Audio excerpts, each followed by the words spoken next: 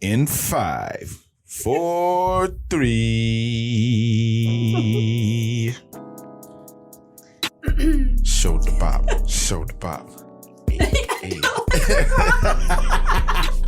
have to go in a circle. That is the ultimate shoulder bop. You hear me? I was wondering, what was he doing? Like, before that moment, what was he thinking? I won this shit. He was really feeling that shit too. Yeah, we'll get He to that. was, yeah, totally. I'm talking about like. He was literally feeling. I said, what's going on? Off the riggedy rip. Hi, my name is Rebecca, aka Crown ReRe. And I am not a star. I am not a star. They lied. They lied because I got a chopper in the car. I have a chop in the car as well. But not for real. I mean, mine not a chopper, but yeah. I have some things in the car. Well, I can't speak on them. You can't speak on them? I can't. Oh, okay. You know the life I live. All right, cool. Yeah, I'm in the quarantine stage of calling myself a goon. I'm constantly trying to figure out how to sell crack and kill people. So I know. I've been watching. It's Netflix binging, is what it is. Is it those them crime shows? Queen of the South. Mm-hmm. Yeah, it's funny because they when I do jump on Netflix, the first thing they be showing is like those documentaries. Yeah, because I watch them all the time. And you know, most of them about selling drugs. It's mostly like white people in the show. There's hardly any black people in there. Oh no, nope. I'm like, well, how is it getting over to us? We don't show that part. But I did learn how to cook crack from a documentary on Netflix. Like they were literally like cooking it. Listen, I know how to do a lot of that shit. But I was like, how come baking soda never got like shut down or like who does the measuring cup? That is a good question though. That's a very good question. I'm sure they profit a lot off of crack. Between that and Pyrex, yes, them glasses. Yeah. What else? Forks. They probably get the Dollar Tree forks. Mm-hmm. Like all those things, I'm sure they're profiting. Yeah. Yeah. Nobody came after them. And I'm sure but it's a business. Just like the dope game is a business. Right. So they like, listen, you don't wanna keep buying this what is it, this baking soda to make the refrigerator smell good. Gonna put it in the pot. Right. Yeah. Pretty much. Put it in the pot. pot. So I need to invest into baking soda. Arm & Hammer. And I'll do the Pyrex. Okay. We should be Tyler Perry. We have a team, yes. We should be. So what's happening, ReRe? Nothing. Like I said, I've been watching crime shows. What is this? Day 3,000 in quarantine? 4,000. 4,000? 4,000. Yes, I don't know why we're normalizing the COVID now, but okay. You said what you mean? We're normal. I think I heard on the radio they were like people are just like living with the COVID, and I was like, I can see that. Because some of y'all still don't got a mask. I don't know why. They're living with the COVID? Mm-hmm. It's like people are like, oh well, it's just the COVID. Like it's like just the flu, and that's not the case. Yeah. Wow, really? Yo, what's really pissing me off about this is the fact that people say it's people literally saying. Mm-hmm. They're saying, "Oh well, everybody's going to get it at some point." What? Wait, where's the? Wait, that's not the plan. That's not our plan. Apparently, it is a plan because. I mean, you know what? If you think about it, it probably is the plan, but that should not be the plan. I think somebody's smart dumb was like. From Florida, more than likely. From Florida, probably, yeah, and it was like. Think about it. If everybody gets it one time, it doesn't work that way. They're when they get it, they won't be prone to get it again. It doesn't work that way. But I'm sure somebody is like putting that in somebody's brain. Probably the governor. Orange face. I don't know. If it was them, that'd be really like messed up. I'm not surprised. I don't think it's them. The governor passed a law saying that restaurants workers don't need to test negative to come back to work. I mean, but that's but I do feel like somebody is like it might be somebody of some type of service or some type of ranking. But not orange face. Somebody lower. Somebody lower than the mayor, the governor. It might be it might be a pastor. It could be simple as a pastor. And the pastor might be telling the congregation, like, look, the way we're gonna fight this off, everybody get it. And we just go through it, and then it just, once everybody gets it, we'll go through that cycle. Like the cycle will be finished, and then we'll be good to go. So yeah, it doesn't work that way. Actually, people are getting it, and some people are not recovering. Some people are actually dying. It doesn't work that way. It does not work that way. It doesn't work that way. Yes, that's what I mean. The Lord told me to tell y'all, be ye not a fool. Be ye not a fool. It doesn't work that way. It does not. I mean, it doesn't. Listen. Yeah, I woke up this morning. I think it's the stupidest shit somebody ever said. But people are literally out here talking like that. Who's that guy that makes like the horror movies on Jordan Peele? Like he can't even make this stuff up. He just like writing. He probably just narrating like the whole entire COVID crisis. Yeah. Like The Mist or something. Fred, how are you? All is well, man. All is well. What day are you on for current? Is it 4,000? Day 4,000 for current? Me? About 4,000, yeah. This is definitely some doggy-ear shit when it comes to this damn COVID. It's... that shit's crazy. Okay. Are you binge watching anything? I am... Well, it's like I'll start and then I'll stop. Okay. I started with Moesha, so I'm on episode 5. Of what, season 1? Okay. Yeah. Come on now. I don't even know how many seasons she got. How many seasons? 6 seasons. 6? Oh, shit. So when it first came out, everybody was excited, and I was like, okay, let me watch. And as soon as she started narrating, I said, oh, no, I have to come back. Why? I was like, I didn't like when she used to like tell us what was happening, why it was happening. Today, Dee was mad at me about, and then Frank the music of it. So sick. It's like so old. And then Frank's laugh is so... You're gonna get tired of it. Yeah. Yeah. It's on season 1, so I'm like, once I get more and more to it, then it'd be a different story. So. Yeah. But thank you, Netflix, for saying, here you go, Black folks. Right. What other shows was on there? That they added on there? They're going to be adding it throughout the rest of the year. The game, season 1 through 3 is going to be on there. What is it? 101 is going to be on there. What is it? The other half?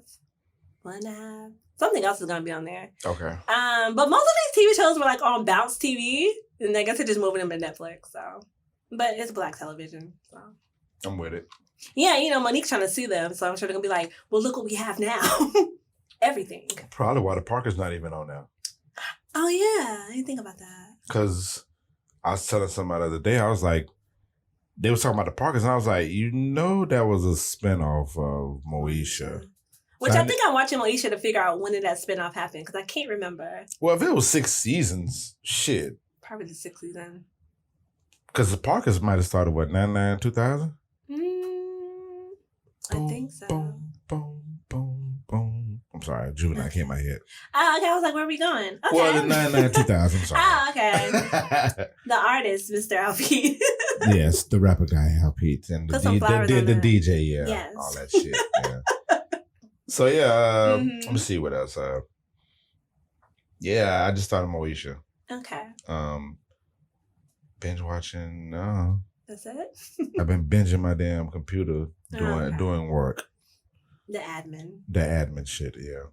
Well, the admin stuff that I'm trying to do. Mm-hmm. Apparently, we ain't gonna get into that. Okay. I am fine. Yay! Round of applause, just because. Because you are blessed. Because yes. Anyway. Sorry for our long introduction. We started getting into COVID. But you are watching the Flowers for the Culture podcast. You are listening to as well. With myself and Crown ReRe. Thank you so much for hitting play. Thank you. This is our season finale. To the end of the road. Listen, my friend act like it's really about, like we really like about the mood. This is my outlet. I know, but we still. Mind you, I have like a whole other podcast, but. I get get it. We're not gone. We're just taking a break to get on some admin stuff and to regroup. Yes. And get things done. We're in the midst of all this. We'll be throwing out like content. Yes. Okay. Little small to keep content. up with the culture. Yes, we have to. Yeah. Because y'all be changing your mind too fast. Listen, the culture is culturing. It is. Yes. People are bored. Jesus Christ. But yeah. So yeah, we are here with a season finale. So we're gonna get into it. So Rose of the Rose segment. Yes. I still don't have my rose, but You don't have it? No, I'll think of something. You know, I got one thing. Okay. All right. You want to do yours first? Because I have like 3 people. No, go for it. You go. Okay. So the first rose I want to give to is Mr. Damian Lillard. Am I saying it right? Yes. So I'm so excited. Basketball is back safely. As safe as it can be. Yeah, I could say that. Yeah, because I'm still like, when I watch him, I'm like, if I was out there playing basketball, I'd be like, don't touch me. I know. It's I saw a man like he would do like a free throw, but like he put like his fingers like in his mouth, like it's like moistened them, and I was like, there goes COVID. So I'd be dribbling all off the court. Right, COVID. Cause you could, I was like, so you can play with your mask off, but if you go sit down, you have to put your mask back on. It just doesn't make any sense. So. Yeah, like, when they sit on the sideline, like, they have their mask on. But if you're playing and you're sweating and running around. I didn't even pay attention to the fact that it's just entertainment. I'm like, thank God something. Yes, But I couldn't imagine running up and down the court with no mask on. Yeah. They'll die, friend. I know. That's what it's like as safe as it can be. Because it can't be, I don't know. Yeah. But yes, last night, which is 8/11, that was yesterday? Yes. Damian Lillard was like, I got something to prove. And I think I wrote it down. It was 61 points he scored yesterday. And so I was watching, I hate watching basketball by myself because like I get so excited. It's just like me and King, I'm just yelling at him. But like he threw the ball and it just like didn't even like go anywhere. And like it just hit the hoop, like out of nowhere. And I was like, oh my God, what happened? So I'm really excited. I love basketball. I only watch like the 3rd and 4th quarter because I feel like the 1st and 2nd is just, I don't know.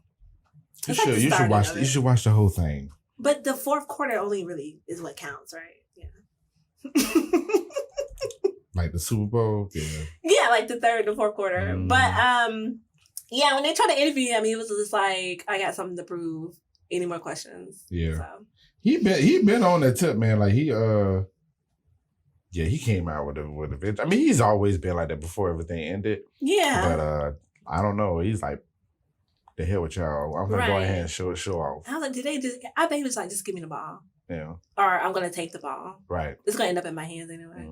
He was talking a lot of shit on that on the side. He was. I was like, what is this? Oh, okay. He's like, oh, all right. It was one time he was like, I don't think it was a game yesterday, but it was like, he was like, I want you on the court right now. I was like, dang. Who's he talking to? I don't know, but I forgot what team it was, but I heard it in the background. Yeah. I saw it and I was like, eesh. Okay. My guy said he wants you on the court now. Like, I'm gonna show you. I'm gonna run this shit on you. All right, cool. So yeah, it was 61 points and it was such a close game.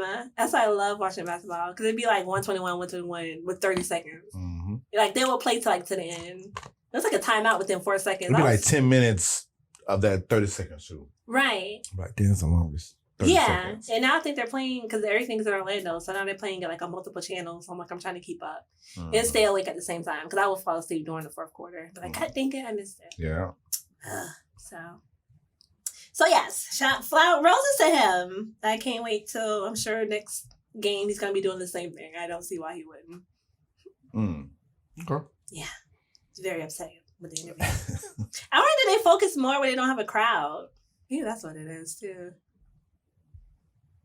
I mean, I would think so. I mean, like that's probably like their first time ever playing to that degree with like a Zoom audience. Yeah, that shit crazy. It is. That's just weird, but I couldn't even be a Zoom. I fall asleep being on Zoom looking. Is she not entertained? Right.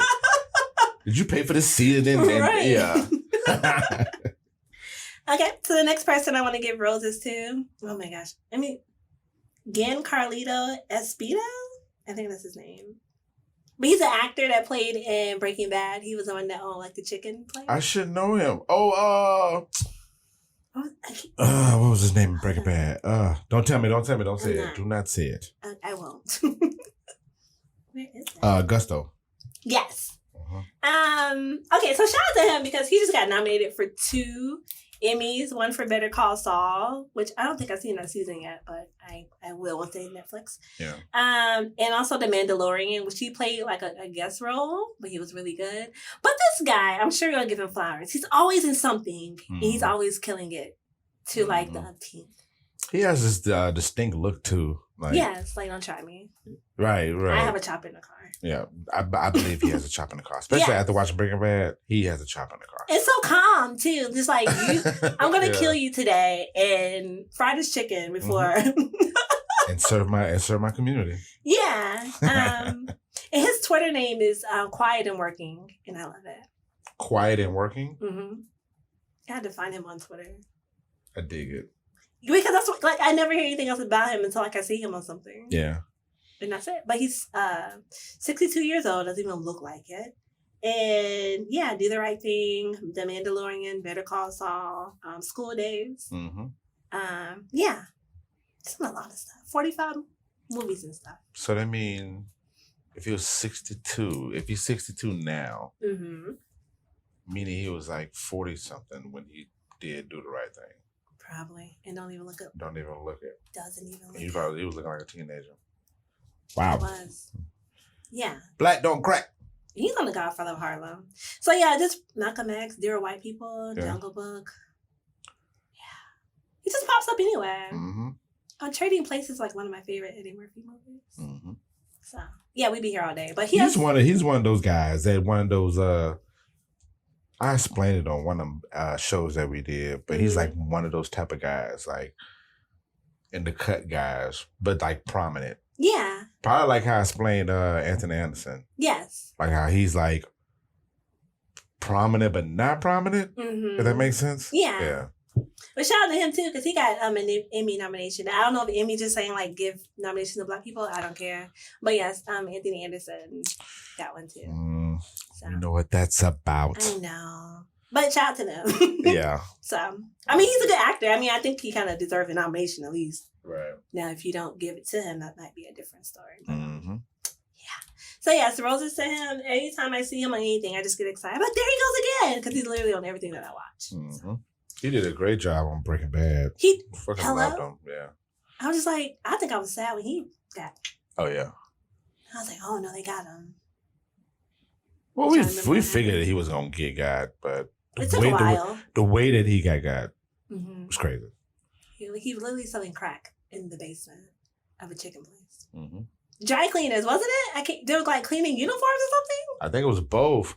Jeez, but the main shop was the chicken shop. Yeah. Yep.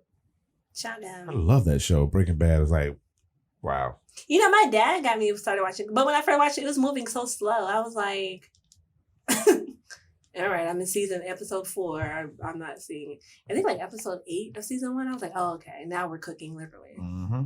Season 4 was like it was like one episode. I think it was in season 3. It was just like slow. I was like, I don't see the purpose of this.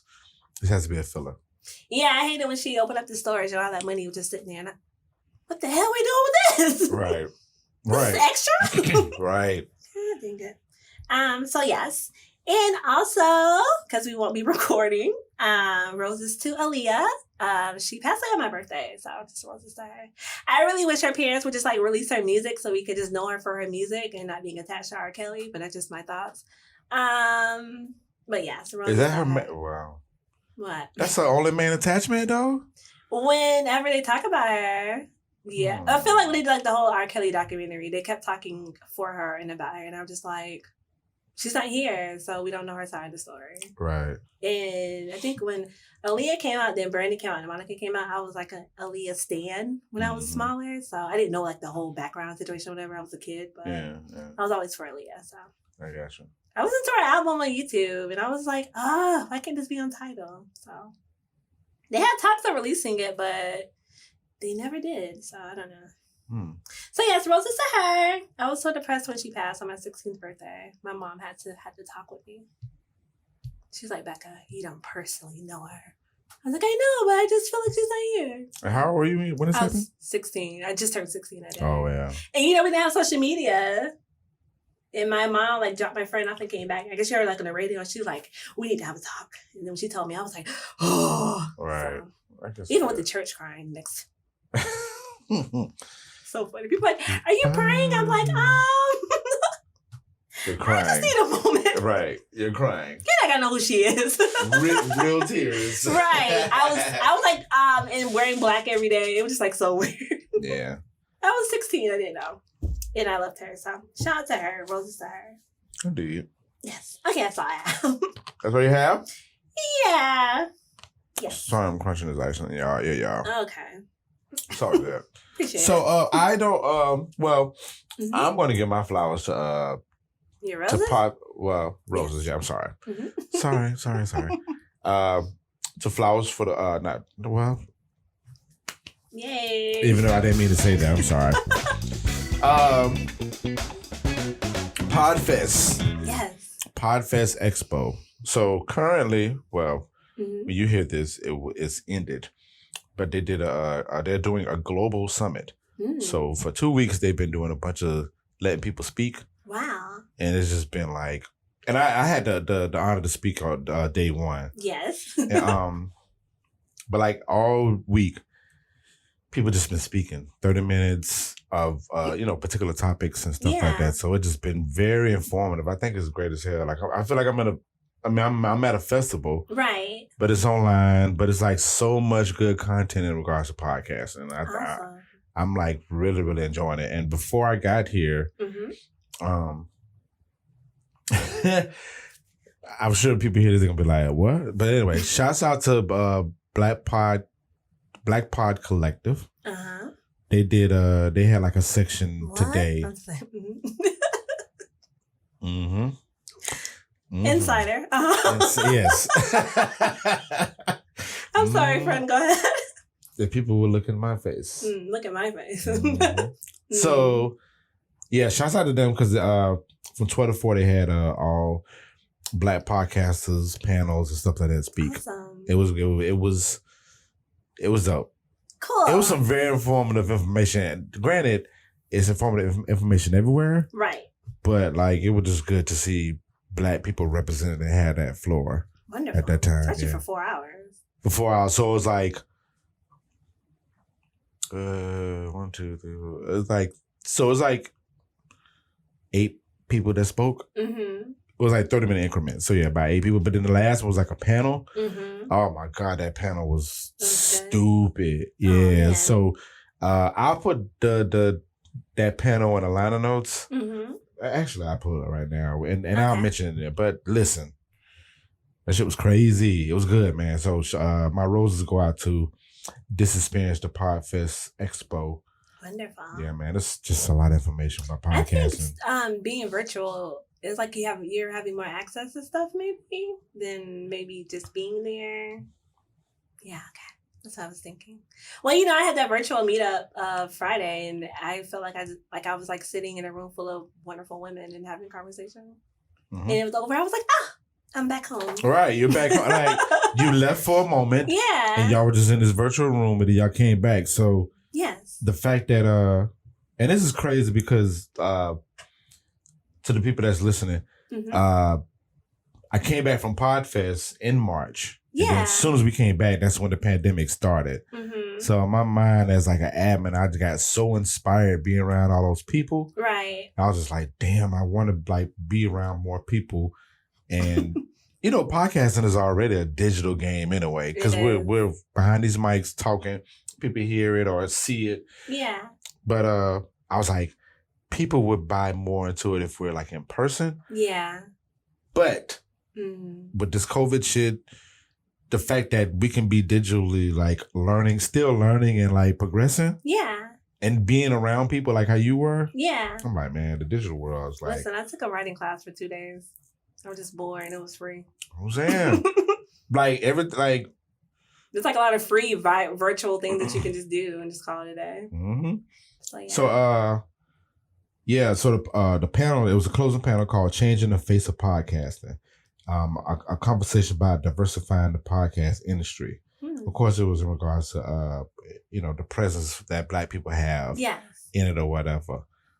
I got they're gonna be doing the videos. They send us all the videos, the recordings. Wonderful. Oh yeah, you'll get it. Thank you. Oh, you're gonna get all of it. Like Appreciate it. yeah. But it's some great information. So that's my rose for the day of the Podfest. So shouts out to Chris, Chris and Katie and Andrew for giving me the opportunity to speak. Yes, I saw your interview. Actually, my friend Mr. RP has been all over my Facebook. Just him himself. So just please check out the NPN. What you mean? I saw your documentary, and then I saw you on the Podfest. So yes, and my friend is nominated for an award. I am. Okay, I can't think the top of my head, but yes. Hold on. Can you please give yourself a rose or something? Yay! Hold on. There we go. Yes.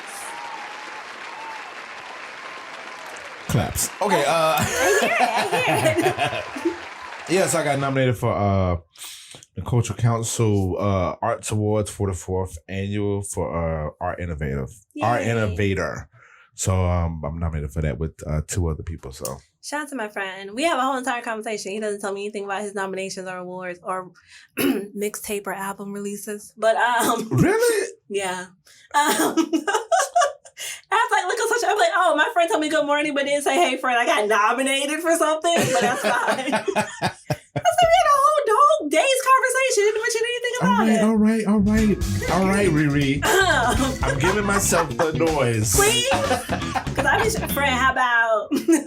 I know. But so, Rose is to my friend. Okay, so Rose is to me. Thank you. You're Thank you, friend. I appreciate it. She's having a fit over here, y'all. I am. It's okay to toot your own horn. Nobody else is going to do it, especially during this social media. But you know what? I have like this complex feeling about that. And I'll say this and then we can move forward. Okay, because I'm going to get preachy. Go ahead. I know. And everybody else listening probably going to be like, Pete, shut the fuck up and quit. Another ring. All right, another ring for me. Yes. All right, fine. This is my section. So yeah, whatever. But I just have a complex about it. I'm just like, first off, I'm thankful that I'm winning. Yes. A lot. Mm-hmm. This is despite everything that's going on in 2020, the fact that I'm like consistently like winning. Remember I told you the other day, I'm like, this is my first day of me like having a bad day. And I was like, we're in day 280. Right. So for me to be like, when I think about stuff like that, I'm like, shit, like we're going through a whole ass pandemic, and we're in the twilight zone. Yeah, and for me to have one bad day, I'm like, Pete, check yourself. Mm-hmm. So, and at the same time too, I just try not to put too much stuff out there because I don't want people getting deterred or the whole like jealousy, envy type of stuff. But it's yours. But it's mine, and I do feel like I possess like this part of hope for people. So when people see that, it makes them, you know what I'm saying? It puts hope in them. Does that make sense? It does. So, yeah. But if you come at my friend, I have a chop in the car. I do have a... There's some other things. Chopper. Like, I'm trying to teach myself to do archery. We are strapped around this thing. We are. Today's episode is brought to you by Crack and Choppers. Thank you. Fucking Dollar Tree forks and Pyrex. Arm & Hammer. I love it. Coming to a hood near you. Right. Coming to a podcast near you. Next time, hey, listen, we're going to start off season 2. With fur. All you're going to hear is like... I'm going to make sure I bring my Pyrex. I just can't believe they never got sued for that. It's just so weird. It was... All the material you need. Listen, I don't know what made me think one day, and it had to be like recent. I'm talking about like a year ago, and I was cooking, and I was measuring something. Flour. And I looked at the damn glass, and it said Pyrex. And I was like, this is where they cook. I started cooking crack. It's like, I'm not invested. I was like, that's weird. Like, I hear a bunch of rappers talk about this Pyrex. Yes, you had the whole time.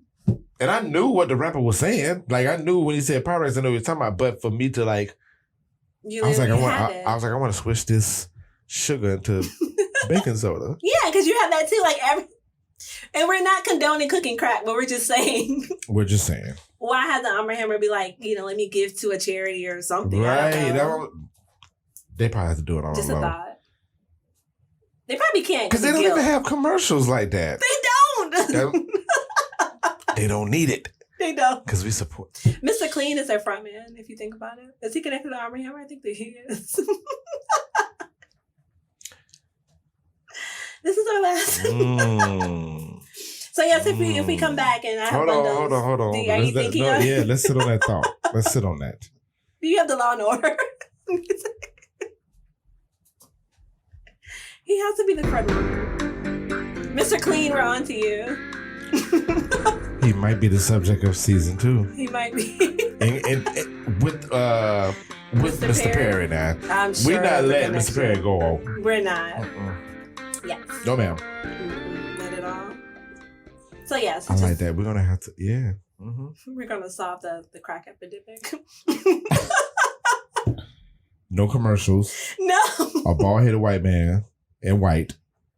And if we come in here with long fur on and chinchilla, don't question us. We're on a mission. Listen. To my people that's on YouTube, y'all see this logo right here? Yeah. That won't be there. Okay. It's gonna be a Gucci bag. Right. And maybe a chopper. Balenciaga. Something. But some people come in with a sweater and just have somebody change his shirt for him and be like, oh, okay. The camera gonna easy cut on. You're gonna see me get massage. Nah. That was okay. We'll talk about that. I'll keep my shirt on. Thank you. Okay, cool. So anyway, we're moving forward. What the hell? Yes, Fred, move forward for me. As we move forward, since this is the season finale of season 1, first off, we want to say thank you very much. Thank you so much. Listen, the way that this show has like formed in the midst of everything that's going on. Mm-hmm. Like I'm trying to think of the first episode we did. Oh, it was cold. It was. No, like outside, literally, it was cold. It was. Because I had to do a show. I had to do a show tonight. Yeah. And then, so nevertheless, didn't have any title, no outline or anything. nothing. But now that we have a couple of videos up, we've seen some progression, I guess, individually with our stuff. Yeah. And collectively for sure. So we want to thank you. Thank you. So much for like rocking with us, man. Yes. We are we have a comedy album coming soon. We do. Yeah. It'll be $1. You can buy some coffee or tea. Oh, thank you, tea. You're welcome. Yeah, no regular decaf over here. All Just straight tea. But with all that being said, thank y'all so much, man. We would not be gone that long. We're just taking a quick break. Mm-hmm. We're gonna put some content up, and then we're gonna be back with season 2. It's gonna be dope as ever. So it is. Yeah.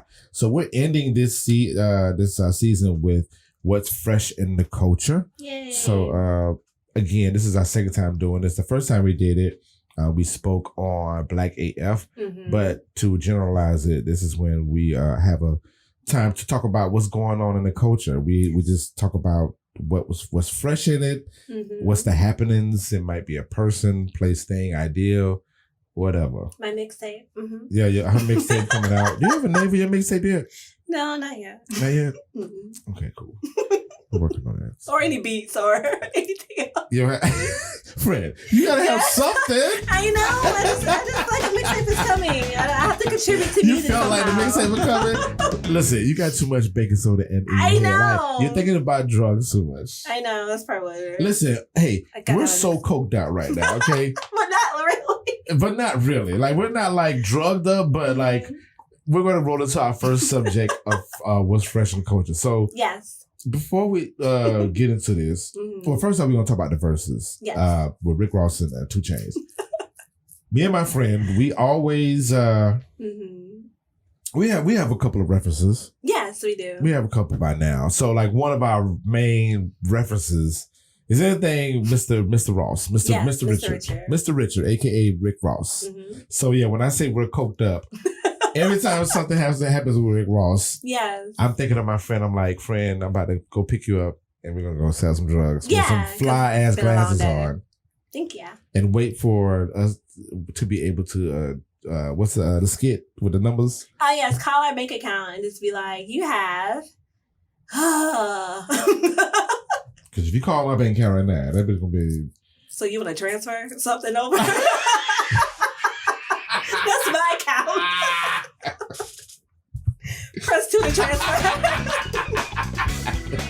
You called last night since it's still in there. You have $13.52. They might end up blocking me like she keeps calling. Right. The day that I can call, and my shit sound like Rick Ross. If my account sounds like that, you would not hear it. I know. I don't even want to check it. No, I'm saying I wouldn't even put it in public like that. Like, I wouldn't either, but I guess he wanted people to know. But that's Ross, though. I expect for Ross to do some shit like that. I mean, look what he did on the Verzuz. So that's what we're... So, yes. Okay. So, should we give the topics? Sure. Up front, or just roll into them? We can just roll into them. Okay, cool. That's cool. All right, so for our first topic is Verzuz. Mm-hmm. Rick Ross versus 2 Chainz. This was the most I was on Twitter. It was mostly just adding you the whole time. Because I was on that bitch. I didn't know anybody else. I was on that bitch kind of lit. I was too. I try to, when it comes to Twitter, shouts out to Twitter and my Twitter gang. But yes. I try to do this whole, participate when live TV is on. Yes. And like watch it live. So yeah, I love doing this. I was on that bitch acting crazy. Yeah, I do, but it'd be like stuff like people are probably not even watching like swap houses or like catfish or swap houses. That's like was it HGTV? Yeah. What was the other one? I can't remember the name of it, but it's HGTV too. But yeah, one of my tweets did go viral. It was on catfish, but really, yeah, I forget what I said. Why you ain't say nothing? Yeah. I didn't think Twitter was even like, I don't know. It's easy. Well, I don't want to make it seem like people should just go on Twitter and get famous, but yeah, it's. Oh yeah, the next morning my bank account was the same. So. Nothing changed. Nothing changed. You want to transfer and send over? You're right. Yeah.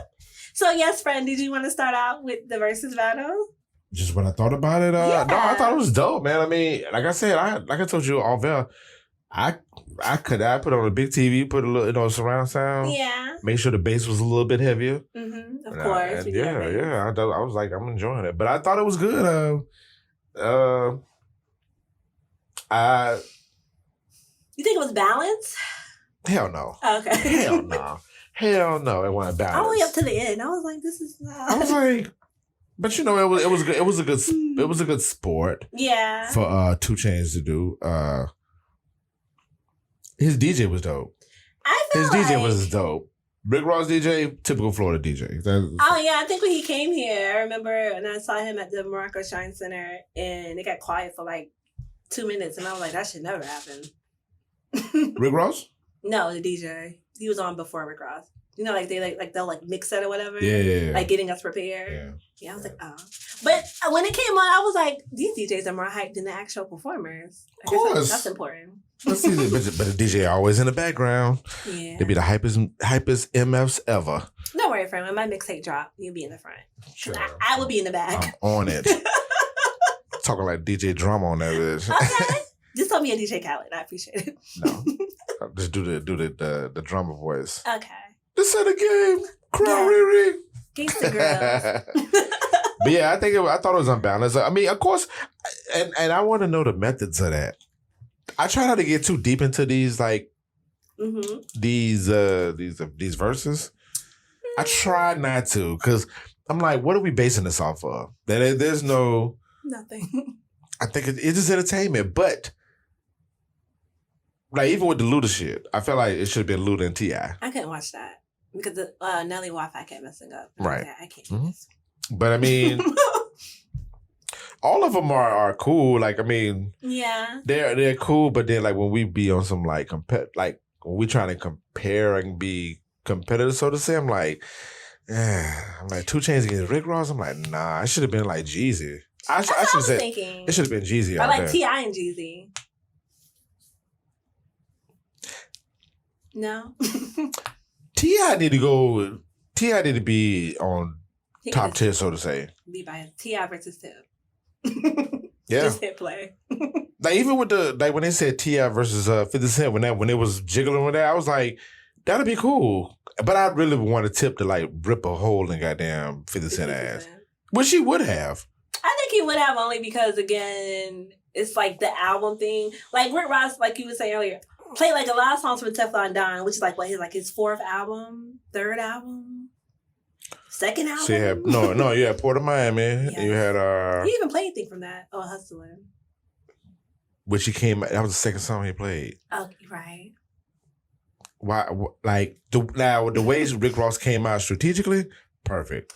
Execution, perfect. I think it was I don't care. This is what I'm doing. And did you see the interview where he said he had more smoke? I can believe it. He was like, "Yeah, I got another 20 piece for anybody else who won't smoke." He never played none of his Maybach songs. None. None. And like a whole bunch of other stuff. He could have sung Black and White? Like he's black but he's selling white. He could have moving bass. He could have did. He didn't even do like what's the 2nd album? Oh, okay. So you got Port of Miami, you got Triller. Yes. It's a Triller. Uh-huh. And then hold on. It's a lot. Rick Ross sounds like a category of stuff. He had like 10 albums. Yeah. But I don't even think like he went through every album to find like a single. He didn't. He did not. So don't tell me. I'm gonna see if I got it right. Port of Miami, Triller. Mm-hmm. I thought Deeper Than Rap was after Teflon Don, but apparently it wasn't. Teflon Don had to be the 4th album. I think Teflon Don, yeah. Excuse me, it was Deeper Than Rap, then Teflon Don. Yeah. Yeah. And then Mastermind? God Forgives. God Forgives. And then one of my favorite albums, Mastermind.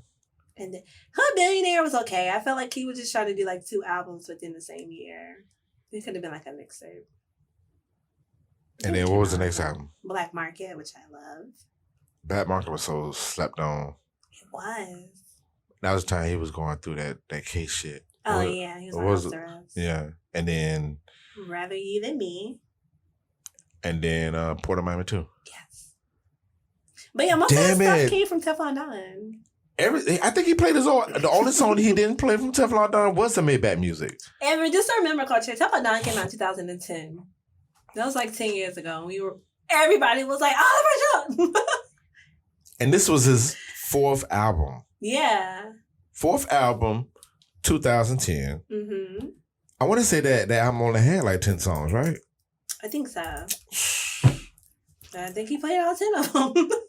He played 9. He didn't play any Maybach. I thought he was going to end with a Maybach. And I was like, if he was going to play a Maybach, he should have played a Maybach that was on Teflon Don, because that was the one with T.I., Erykah Badu and Jadakiss. Yep. That was like...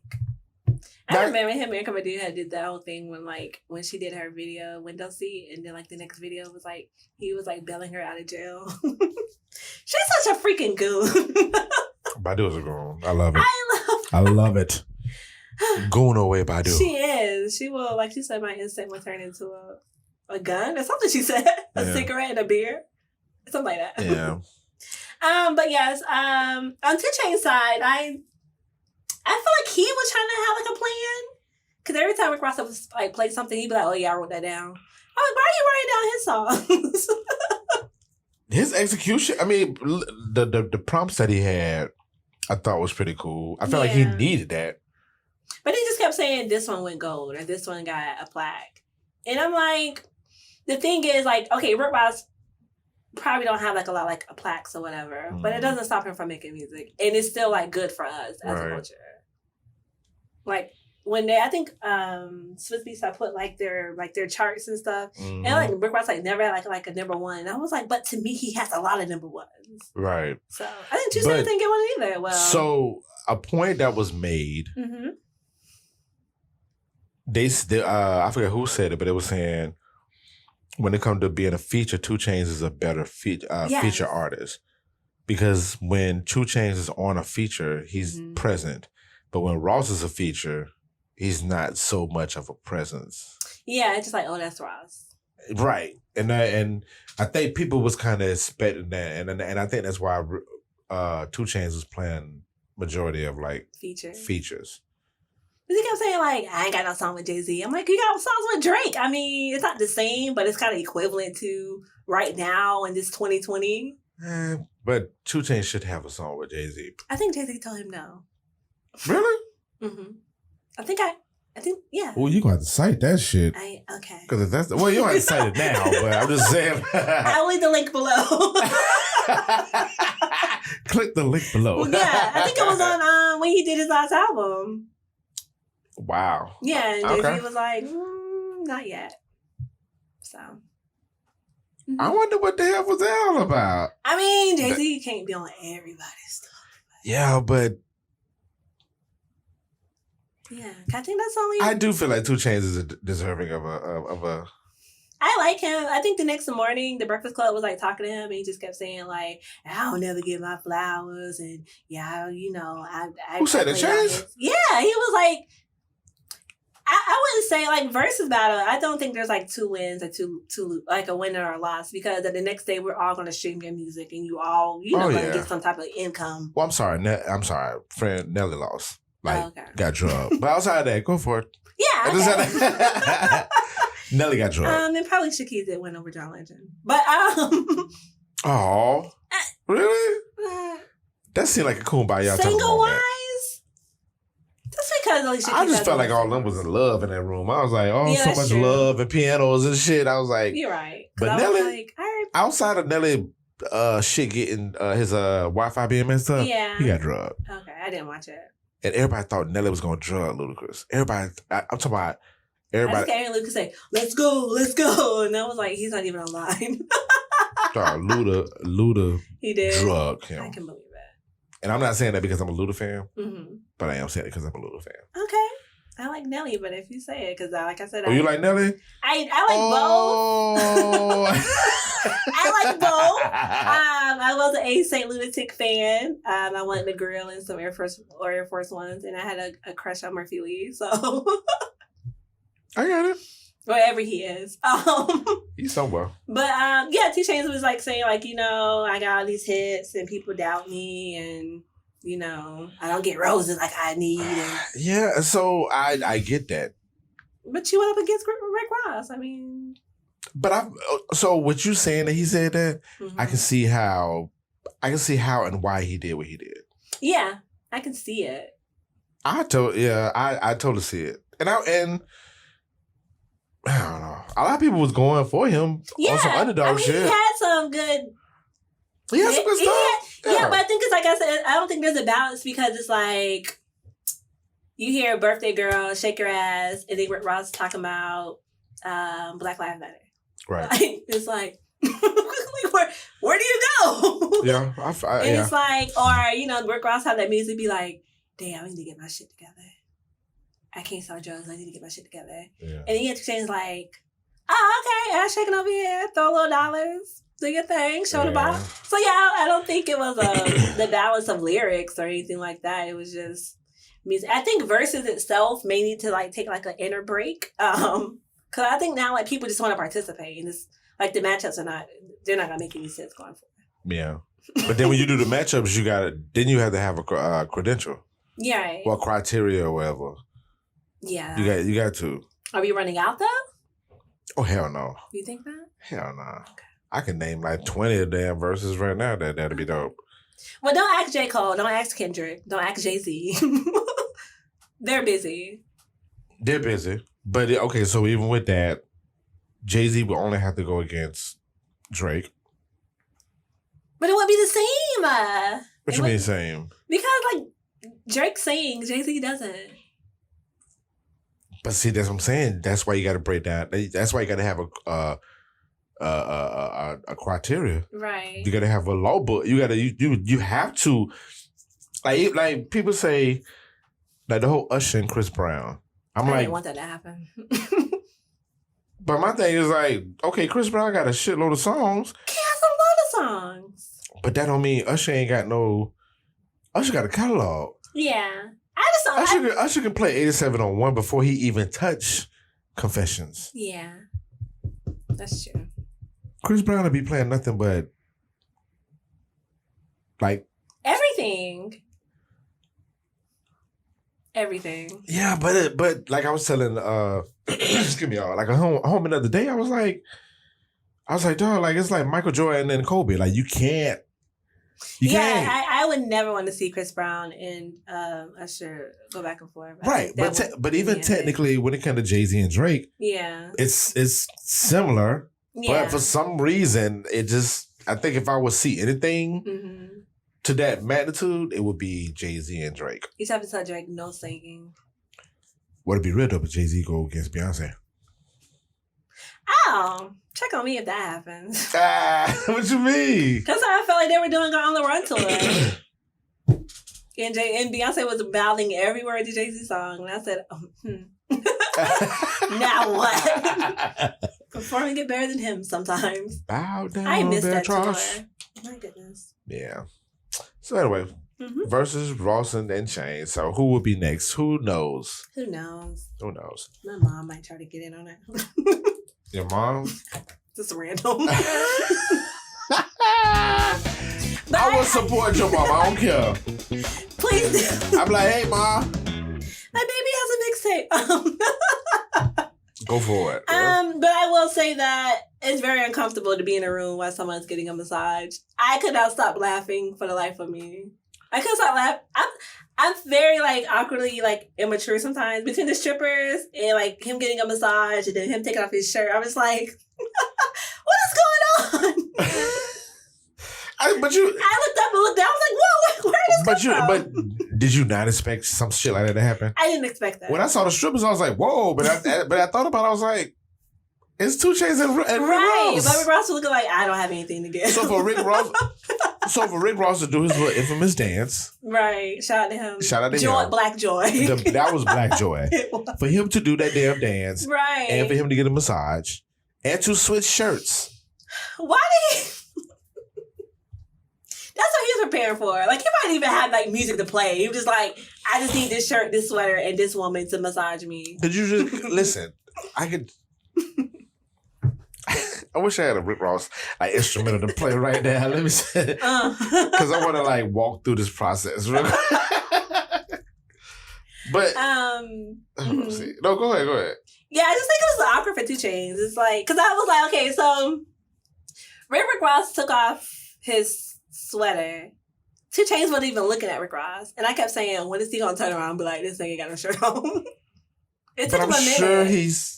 I'm sure he was, I wouldn't expect that from anybody. Oh my God. From a Verzuz battle? Dog, as soon as Rick Ross, as soon as they announced that shit, I said, this shit gonna be a show.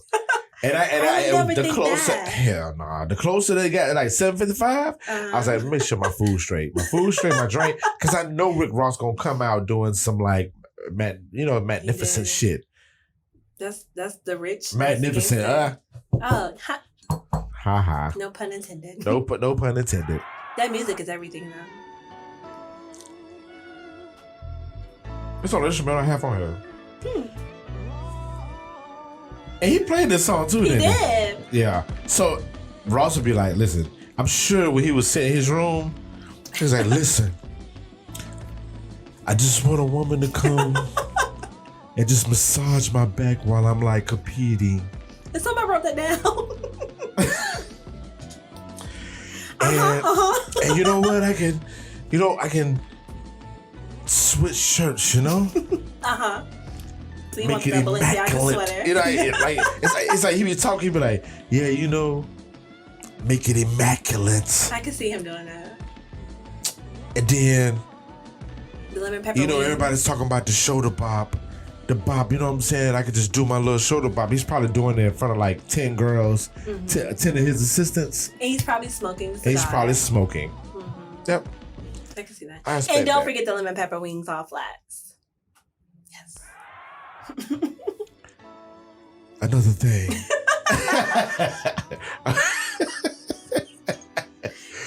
I need all my lemon pepper wings, you know?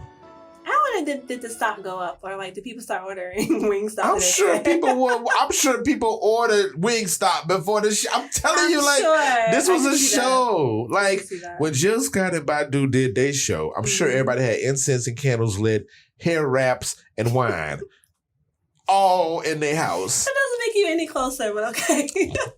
But I get it. Think about all of the verses, like when the Beanie Man and with the reggae joint. I'm sure everybody was fucking eating curry chicken and shit. I mean, yeah, you know what I'm saying? I get it. So when they come to Rick Ross, I'm like, let me fix like a stiff drink, have my bass down, like I'm to my down, like up, but have nothing but the bass coming. Makes sense. So him getting a massage, I'm like, I said, wait, what? I'm so surprised that you were surprised about that. I was. This is Mr. Richard we're talking about. I had my laptop. I was crocheting, listening to trap music. Me and King chilling, and I was just like, "What?" And I was like, "Oh, okay." Yes. And put 2 Chainz like in the corner, like, "So I'm next." He's like, "I can't do this because my wife." Right. Well, he brought the strippers out. I mean. That was his only exception. Okay. Now, stripper touching him? Yeah. Different story. I think somebody commented was like, y'all know he roll with a masseuse everywhere he goes. I'm like, he does this everywhere? Think we doing flowers for the culture with Rick Ross. He could be getting a massage. Listen, I watched the interview when Rick Ross came out with Port of Miami 2. Mm-hmm. Might have been before that, but the way that he came on the the way that he was dressed, it was like regular. Yeah, like a hoodie and like a bucket hat. You probably checked I would have never seen him with a bucket hat and like a hoodie. I could see that. So that was like low to me. So if I saw Ross in the street, I'd be like, I can see him just pulling up immaculate somewhere. I can see that now. Yeah. Well, I done seen everything. Child, that Wingstop shit went up. I'm sure. I had that shit like the week prior. So Did you? Which I really wish I didn't have to sell baby wings. I could get wings a little bit bigger, but that's just they be like this big. I'm cool. Okay. Give me them little bit. Do you have any takeaways from that? Huh? You have any takeaways from the Verzuz battle before we go to our next? Rick Ross? Nah. Okay. I expected him to do what he did on. Me too. I love the fact that when he was doing the show to Pop, I was like, I know this gonna be a meme. It did. Was it 10 seconds later? It was? Nah, it was about a minute later. They was slow on that shit. They was. Because when he did it, I was like... What song did he do that to? I don't know. Man, I hear so many songs. My homie put shouts out to Nameless. Mm-hmm. His video, he had that damn Rick Ross shit. Well, everybody knows that I am a Rick Ross fan. I've been a fan since Port of Miami. That was my first rap album that I bought myself when I worked at Target. Yes, I love Rick Ross and his endeavors, and the Verzuz battle gave me black joy. I'm also a big 2 Chainz fan, so shout out to him. Like I said, it wasn't a battle per se. It was just 2 upscaled African Americans playing music for us. So it was not a battle or a war. Gotcha. So yes. Okay, are you ready for our next? I am. Okay. I'm sorry, y'all. Somebody texted me on my phone. Yeah, I heard that, but I didn't know if I was supposed to answer. Okay, whatever. Next topic. Yes. It is Blackish. Yes. So we watched it yesterday or today? Was it yesterday? Last night. Last night, okay. Yeah, I watched it last night. So King of Bears had a episode that he directed for Blackish back in 2017, 2018. I'm not too familiar with the date. But because of everything that's going on with Black culture and wanting our voices to be heard, at the time that it was released, ABC said, we can't put it out there. We're going to have to put it on the shelf. And I think that's when King of Bears was like, you know what? Different direction. I'm out of here. Mm-hmm. So from there, last night or Monday to Tuesday, what's today, Wednesday? I'm so confused. It's Wednesday. Okay. Yeah. Thank you. Everything's blending in together.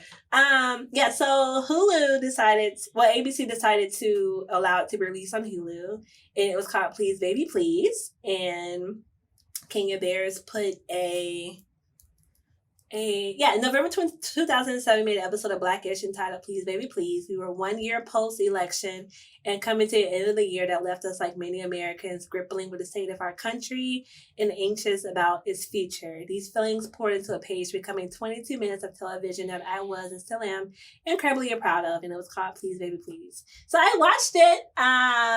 It started off kind of, I was like, oh God, I'm so sad. I don't know. Okay, so it started off talking about Orange Face. I never call him by his name because I try not to recognize him. Mm-hmm. Cause that's the best thing to do. Because he talked about Pocahontas this morning, and I don't understand why. This morning? He was talking about Kamala Harris, comparing her to Pocahontas. So. Oh, okay. It's just so stupid. So yeah, so I'm trying to figure out why. It's on your face. So yes, it talks about that. It is talking about the fear that we have as African Americans, which we constantly keep telling every white person that is scary out there for us. Yeah. But yes, it was a good episode. I don't see why it was shelved. I don't? I don't think it like pushed out of all the stuff that's coming on TV. Not really. No. Oh, I totally get it. What was it? Hold on, before we move forward, I'm sorry, I have to play something for my friend. Okay. So this is my friend, Nameless. Shouts out to him.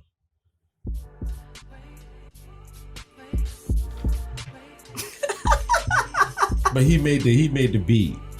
It makes sense, and it's on time. Yeah. He looks so excited. He like, I got it. Like, he's been practicing it. And he probably was. He like, oh. With no performing going on, I'm sure he was ready. He definitely like a Floridian nigga on here, though. He looks like he's from Miami. He definitely like he's from Miami. So you mean tell me you do not know why this was... I mean, besides the orange face comments, no, I think the whole thing was in truth, but I don't see why it was no. Okay. As soon as they mentioned his name, I was like, I started doing the calculations. So it was like, but you know what? So I have CBS All Access, but you have to pay for it, which I have to look at my bank account, look at all my streaming services. It's getting out of hand. But you're home all day, so I don't know if it's balanced or whatever. But anyway, yeah. But they're always talking about Orange Face in a very demeanor way. So I feel like maybe because I'm watching that, but then again, it's like only like through an app. So maybe that's why I don't see anything wrong with it. But yeah, it talks about Orange Face, talk about Colin Kaepernick. It talks about just the lives of Black people. But why? I'm sorry. Why do you said Orange Face? Cause Orange Face. It's simple as that. It's simple as that. Like that. Well, you know what? What time? When did that come out? So in November 2017, 17? was supposed to come out. So he was already in there. Yeah. He was in there 16. And there was already hate going on, of course. So yeah, everything that you saw was like 2017, but it still is going on today, 3 years later. Yeah, it was clearly because of that. Clearly. Okay. I'm talking about because when it first started, I'm like, I text you and was just like, why is a baby crying?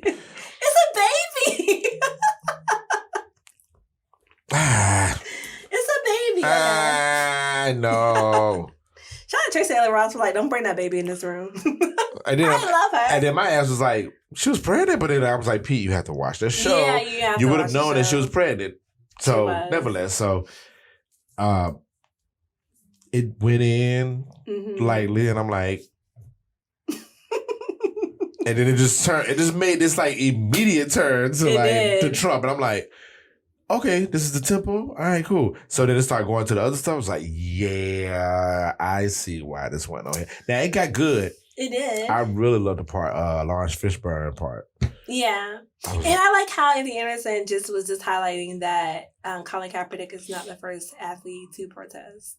Because I know that this generation is seeing Colin Kaepernick, but way before him, there were athletes protesting. But see, that part happened because that's when he was talking to his son, right? Yeah. The part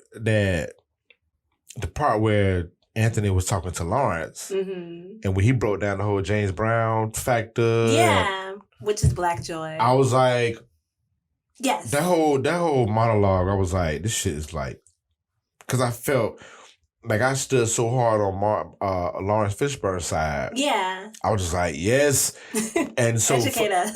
yeah, I was just like this. I was like, this is the part I stand on. Yeah. And then for him to have the conversation with his son and the whole cabinet thing, it was written perfectly. Like the dynamic of it, it rolled down. It started from a new generation, then rolled back up to down. Yeah. And I'm a nerd when I watch that type of shit. But I was just like, I thought it was a great episode. I did too. And honestly, but I see why that shit was taken down though. Yeah. I was like, I just like some of the other stuff on TV that we should not be watching, but again, I think it is with the whole orange face thing. Which again, well, I think people got more comfortable when, I mean, the 2018, around late 2018, everybody was like, all right, this fucking orange face is crazy. Just an asshole. Yeah, and I keep thinking, because I keep thinking like 2020 with this 2017, where it was like not like a soft landing, but it was just like he just got into office. And like what Anthony Anderson said, which I love, he was like, me and Dave Chappelle said, give this man a chance. And that was like, that's what he said. Just like, nigga. Yeah. I'm sure a lot of black Republicans was thinking that. Where are they now? Somewhere catching the COVID. Either that or they white allies probably looking at them saying, we told you. Right. You know what I'm saying? Like, that's crazy. Very true, I'm sure. But I mean, look at how, and I'm not like saying that white people just woke up and was like, oh, well, we're going to be our allies now. But I see a lot, like it doesn't surprise me to see a lot of white people like on some like revolutionary shit. Like they like. Like, a lot of white actresses have always been. Some of them always been in that space. Yeah. I think they think that they had to speak louder, and sometimes that could just come off like you joining everybody else. But it's like, no, they've been doing this the whole time. Right. But I do feel like black people like sheltered that shit. Like they probably scared a lot of these white people that really like wanted to make sure that we were straight and for our safety, and they felt like they couldn't say it because they're not part of the culture. Yeah. But. Actually, so I watched Shades of America with Kamau Bell, and there was an episode of there where it was actually him going to other white protesters that were protesting for us and also like the Jewish community and other communities. And they get as much like hate crime and like hate mail and threats as we do, but they're fighting for us. But it's like sometimes we don't see that audience or crowd because we're so busy fighting. So, but it was a really good episode. Busy damning. Yeah. That or feeling like people not standing up for us. And right. Like, which they were. Yeah, I was like, I didn't know it was like a whole different community out there. It's a whole. That's what I be telling a lot of people. I'm like, dog, like, think about us black folks. Mm-hmm. All we did was go to church, go home, go to school, go to grocery stores, and we all did that round our circle of shit. Yeah. So you can't be mad at a lot of black people don't know what the fuck goes on when they go to a restaurant. Yeah. Outside of their community. It might not be Jenkins or whatever, but they don't know how to present themselves on it. Not saying they should change it. Right. But this is just a different environment that you in. Yeah. So they don't understand that. But conversation. This conversation. It's all conversation. That's what United States of America, like I think like one episode he's black, but one episode he actually had like a conversation with a Ku Klux Klan member, like the first episode. Yeah. And he was just like, I'm just trying to understand why do y'all hate black people? And of course what their reason was stupid. But just to have that conversation among the Ku Klux Klan, that's like bravery to me. So yeah. I'm listening to I think it's like one more episode out, but it's an episode was Slow Burn, but they're doing David Duke. Okay, David Duke, the guy that was the infamous guy from the Ku Klux Klan. Yes, the KKK. But I'm listening to it. What you want to be just educated just a tad bit to figure out what's going on? And once you listen, once you listen to it, you know to look for. Because they're still around here. Listen, but even with that, but like just the way that the government run and the systematic shit that they be doing. Yeah, it's they. Okay. You have to educate yourself for the ops? Yeah, for the opposition. Listen, you have to, even outside of it being racial or whatever, you have to study your enemy. You have to understand, like, Crown talk. You have to understand how that person works and how they move. Yeah. And I feel like a lot of Black people are not getting the fact that we have to study what they do. I like that. Study your enemies. Yes, we have to. I have nothing but time. That's why the voting shit is such a big fucking deal. Like, if we want shit to change, we have to be on some legislative ass shit and understand how that system works, even if it's broken and the laws are not made for us. We still have to make some form of effort. And it's still people that are not our color that are fighting for us tremendously. And they're able to get through these doors how we want to get through these doors and make these changes. Yes. So we have to ease up on these people. Yes, that's very true. I'm sorry for preaching. I'm sorry for preaching, friend. I'm sorry. But when I saw that Blackish shit, and I'm talking about after, I felt kind of bad for sending that message to you. I was like, this shit's depressing. It was. What do you have me watching, ReRe? I know. I was like, it's optional. I have to watch it. I forgot it is a little. I was like, damn. I was like, fuck, this is depressing. But then, as soon as they started talking, I was like, this is the shit I'm on. But this is the shit that people don't want to hear. Right. So yes, if you haven't checked it out, we're not endorsed by Hulu yet. But please check it out. Very good episode. It is. It's a very good episode. I kind of like it. Well, not you said it. I can kind of see in 2017 why it would be shelved. And why, how King of Bears, if you don't know his personality, he probably was like, F this shit. That episode made me want to go, like, really, really, really, like, start following this guy. Oh, I do. Like, just, you know what I'm saying? Like find his, like, really kind of, like, revisit his work. Blackish is a really good show. And because of us, not because of us. Well, Blackish, they got renewed for season 7. So. Yeah. Blackish, I really want to, like, watch. Because I think I got the episode 4 on season 1. I was on it, but then I got busy. You have to watch your kids grow up. They're, like, grown now. I know. Like, I was saying, when I saw that, because it rolled over to, after we watched that episode, I think it rolled to season 5, and he was going to college. Yeah. I'm like, well, shit. And then the oldest girl, she's already gone. She already in the college. I'm like, fuck. Yeah. But then when I first started watching it, boy, the little boy was, not the little boy, but the oldest boy. Yeah. Was like in 9th or 10th grade. Yep. Yeah, it's like, it kind of gives me the remnants of the Huxtables, sort of, but you're just like growing with them. Yeah. But yeah. Yeah. So, but yeah, it's a really good show. Please check it out. That is what our opinions on that. Yeah. And again, my apologies on preaching, y'all. It's fine. He's not going to apologize. Just take it. Yeah. I mean, I tried my best not to get into my black talk because I think people would like not understand where I'm coming from. Because I mean, if I really started talking big about it, friend, I think people would be like, Pete, you don't like black people. No, that's not the case at all. I just feel like a lot of us us, I'm gonna say us, a lot of us black people got a lot of shit to fix before we try to fix try to get to the enemy. I agree. Because we have to be united. We have to fix that. I said it. We have to be united. We have to be united. Let's Can't hate our own. I agree. Anyway, I'm sorry, friend. Speaking of hating our own, whatever wonderful, was it a segue? So, unfortunately, the song WAP is... it's my good friend's initials. And I said, oh, friend, I'm sorry. I apologize. You know, my ass, I was free talking.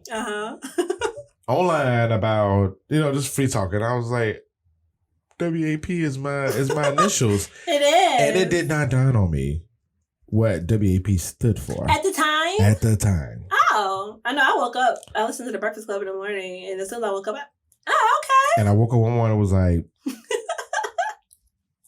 Pete, that's what this means. So I will say this, and I say it from the bottom of my crown. If you listen to the song WAP and you watch the video and you did your regular routine that day, that's all. What you mean? Because people were acting like, oh my God, it's Cardi B and Meg Thee Stallion. Oh my God, all these vaginas everywhere. It's just like, it's Cardi B. We seen our whole entire body naked. By accident for me, but I wasn't trying to look, but... And Meg Thee Stallion's always talking about vagina. So... The song did not make me want to clock out and just like go sell my body. It didn't make me want to clock out and find a rapper. I just like, oh, okay. But it was a Cardi B and Megan Thee Stallion song. What else did y'all want? What did you expect? Y'all would have been weird if they were like Black Lives Matter. Let's get into March, y'all. I guarantee you, if there's some house, there's some hoes. It's like a good This is a bop. This is I'm It is. I think I listened to it like twice. I was like, okay, I'm good. Like, oh no, I'm DJing this shit. Okay. I like it. I mean, it's not my preference of things, but like, I'm not gonna be like, oh my God, don't let your children hear this. Listen, that's all I can say. My mama dropped me off at my grandma's house for Daytona. So there's some hoes in this house. But yeah, okay.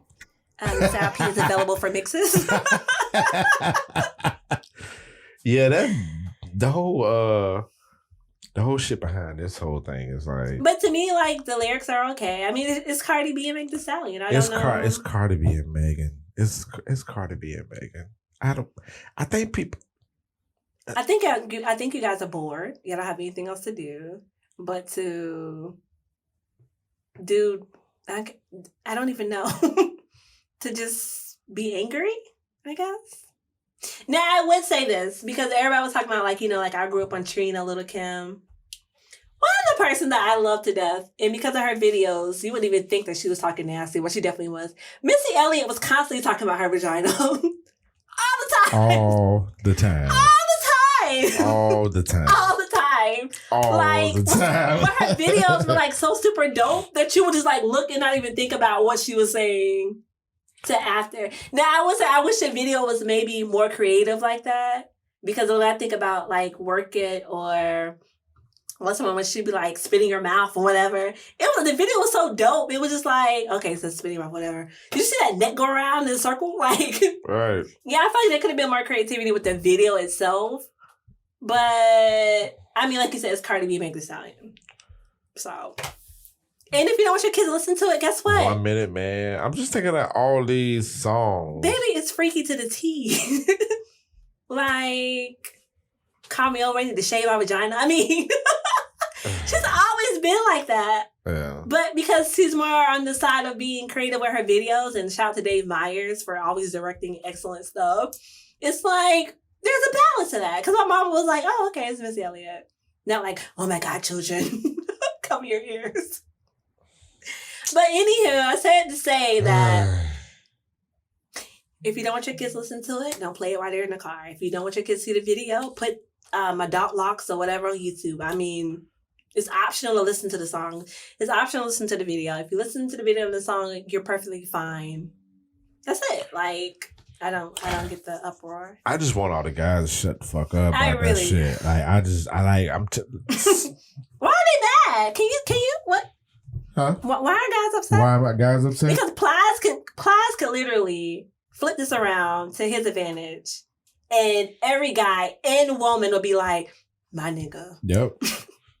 I mean, bust it, baby. I mean, let's go back. Let's go back to Cardi and Megan. Okay. The fact that, like you said, if they would have came out and said Black Lives Matter or whatever, girl, what you doing? What's going on with Offset? we done went like 45 minutes on the show and even pressed the button. You know, we talking serious around this right. Bitch. But yeah, so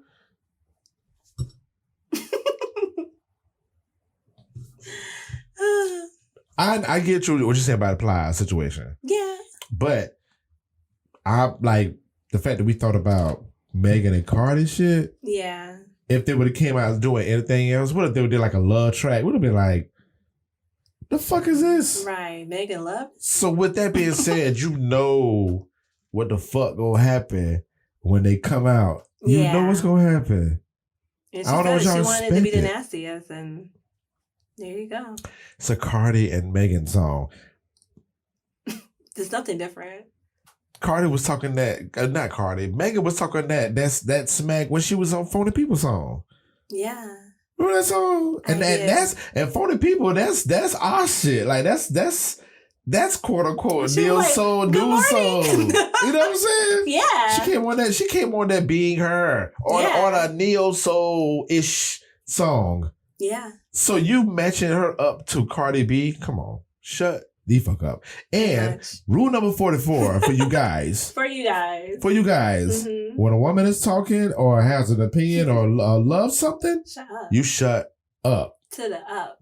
Like completely THEE. Because why would a guy even have an opinion about that?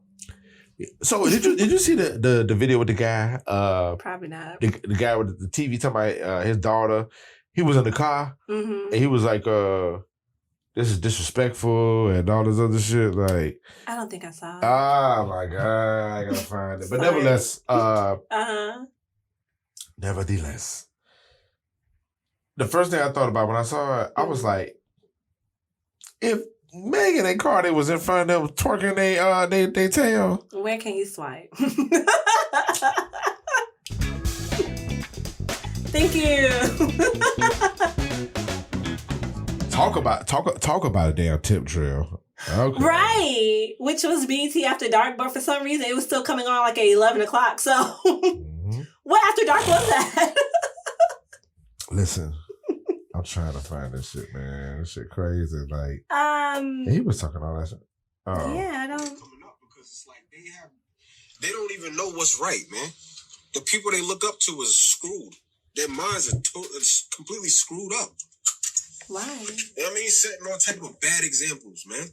For this young woman. And I got a daughter. You feel me? I got a young daughter, man, and I gotta keep her on track. I gotta keep her mind right, man, because she's coming up in a generation. Things on that. I don't understand. There's so many boundaries and limits that you can put with your child. Keep her in line. And I mean that video. I mean, there's a lot of music that's put out, speaking on the same shit. You know what I'm saying? But that song just came across my feed. I listened to it, and I'm just like, damn, this is a prime example of what's wrong with a lot of these women, man, and their mindset. I don't know what baby mama look like. Sitting there praising that boy. Or his wife. The entire song was about pussy, man. His baby mama go to the club a lot. I'm sure. Yeah. So let's don't even tag me. So I'll break this down to a little bit of science for my people that's listening. So when it come to guys, like,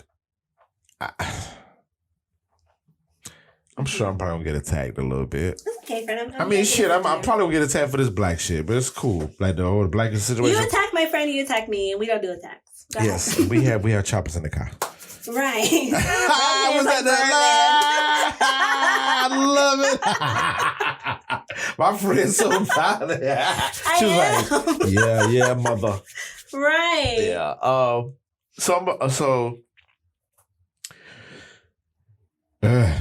I'm gonna speak from a personal feel. Okay. But at the same time too, how things is kind of ran. But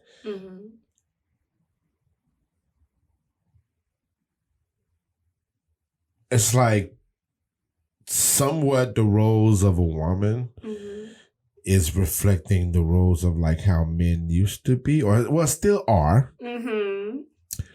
But when it gets a little deeper, you have women that are fully in the man role, and you have men that are fully in the woman role. Okay. Think about it when it comes to single parenting. You see a lot of more fathers being single parents. You see a lot of men being more allies or whatever when it comes to women and stuff like that. More than what we would have seen years ago. Oh yeah, I was a man clock in, clock out, go to work, come home.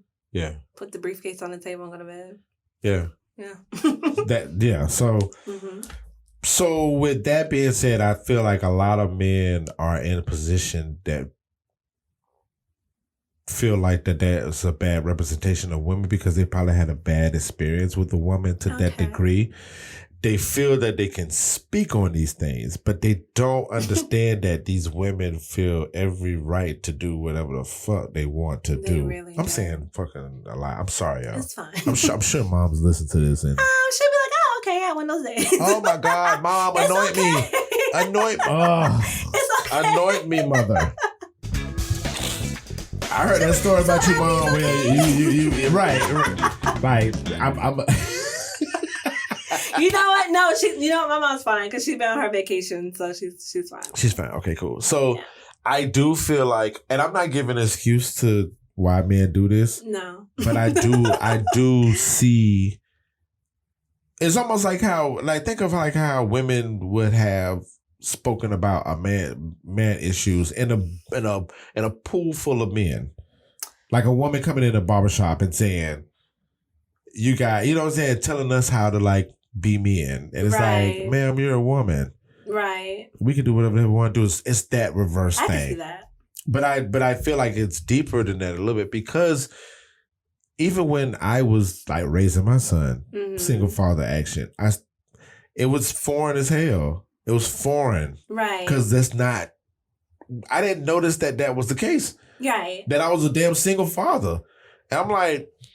But I started seeing more people be in those positions. So, when you're in those positions long enough, you do have a right to, you have some form of right to kind of speak on the issues that might affect you know what I'm saying, your situation or whatever.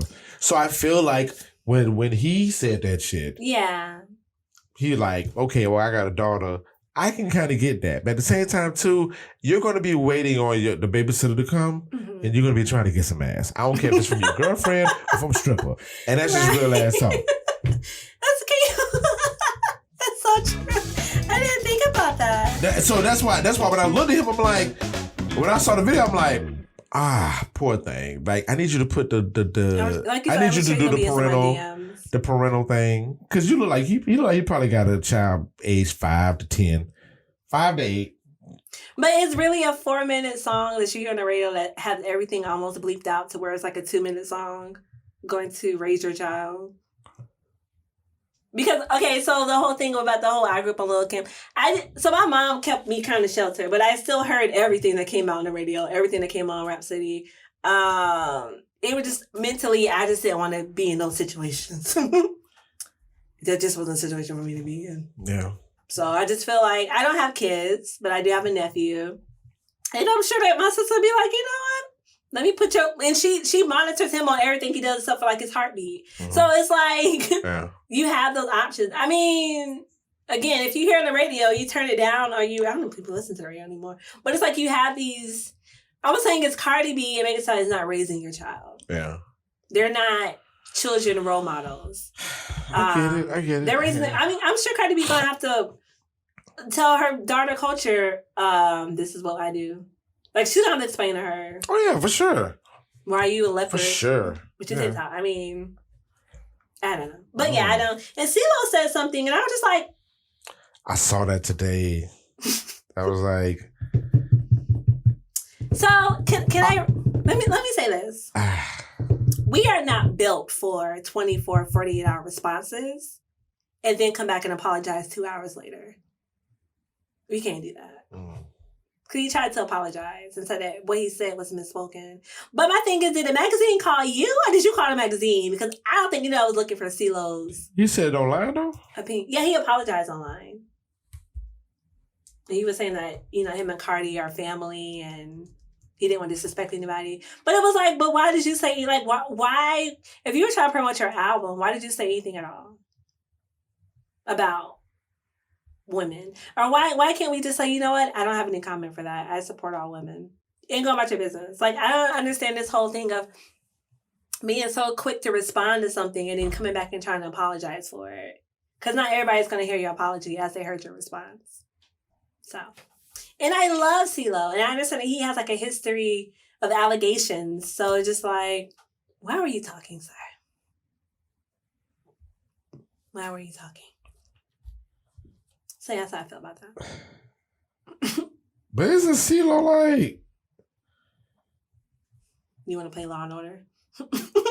What you mean? He has like allegations of like rape and stuff. Oh no, I know. That's what I'm saying. Like for him to be saying what he's saying, I'm like, you the one to be talking, nigga. Yeah, like why? Like who called you for like this particular thing? You could have not said anything. I wish I could damn play.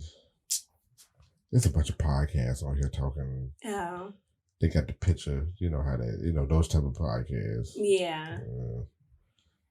All right, cool, whatever. But yeah, like I said, it's if you listen to it and you said, let me just keep working today or clocking in or whatever, that just means that it's a song and it didn't hit you to. I don't think you're supposed to do anything. Like. I mean, listen. And we do have women that speak about conscious things like Rhapsody and Chica and like other women. But you saw Cardi B say something about it, right? Yeah. She was like, well, people make the music, but y'all don't support it. Yeah, that's true. I was like, So, and I'm sure after hearing her name and I think she did an interview like a year ago. Right. I'm sure people still wasn't like, oh, well, let me listen to Rhapsody.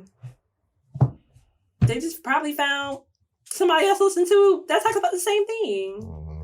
So yes, men stay out of our vaginas. And women keep popping the vagina. Oh, okay. Do what you do. Do what you do. And don't literally stay out of them. Just stop talking about them. I mean, I mean, just let the shit. Shut up. I mean, it's been years of this type of music. That's all. I mean, years of this music. Why this song came out and everybody like, oh my god. I remember like an Uncle Luke song or 69 Boys or something where like somebody yelled out like, get the R. Kelly sex tape. And what? So I think it was like maybe like 6 months ago before the COVID. It was like on the radio. Did he just say what I thought he said? So mind you, that was a minor. So yeah, so you're perfectly fine. Raise your children, block them from everything, put them in a bubble. Hey, my mom let me watch Juice. That's why I'm picky with friends. I think she let me watch like Just a Girl on RIT. Or just raise your. I mean, like teach your kids, like teach them, teach them and beat them, be with them, and not beat them, but I didn't say beat them. I was like be with them. And mold them, and you know what I'm saying? Like, do what you do, because they're going to be exposed to it at some point. They are. Because like I said, my mom really tried to shelter us. And I was like, when I get on the bus, my friend's finna give me this Eve Value One tape, and I'm finna know all these words. Right. And I mean, it just, you're just trying to be proactive for something, but. Yeah. I don't know. And I'm sure if you have a 5-year-old now, by the time they're like 18, I'm sure they're going to hear way more. Right. Because I was like, I didn't know I played a song on the radio. But look at us, though. I mean, I know for me, like when Juvenile Pat That Ass Up came out, I mean, I was an adult. So if that's the case, I was a young adult. Yeah. But me growing up, I had damn Luke. Yeah. We had Luke. We did. Like Luke, like Poison Clan, Trick Daddy. Like he had to go to court. Like. So he could make way for Cardi. That's what I'm saying. So, but if we get into that, niggas would be like, God, you're fucking preaching. Yeah, whatever. Yeah, I don't know why the church is having an opinion on that, but okay. Mm-hmm. Just why y'all was okay. Right. You want to get into our next topic, friend? Next topic is Miss Jaguar Wright. I do love her song, What If. Huh? Her song, What If, was always, that's one of my favorites. Yeah. I think she's dope. But so with Jaguar Wright, she basically going off on Instagram about things that happened with the Roots, Common, Erykah Badu, Jill Scott. Who else? That's the main people, the main characters. So she admitted it on the video that this is triggered because of Malik B. Malik B passed away. He was one of the founding members of the Roots. He was like he shared the MC slot along with Black Thought. So him passing, I learned watching these videos that that her son got murdered. Unfortunately, it was last year or whatever. Right. So we decided that it was triggered because of all of that. Right. But it was a lot of airing out going on. Jesus Christ. I swear to God. Let me tell y'all something. Were you hurt, friend? Oh my God. This is my analogy, and this is crazy. Okay. I know it might be crazy when I say it. It's fine. I was kind of messed up when we heard about Michael Jackson doing whatever with the kids. Yeah. Bill Cosby doing whatever with that. R. Kelly with that situation. But when it comes to the neo soul world, I know that was my soundtrack from high school, from like 10th, 11th grade. And that was my adulthood. So between 16 to like 26, and going forward. I'm thinking about your timeline, but yes.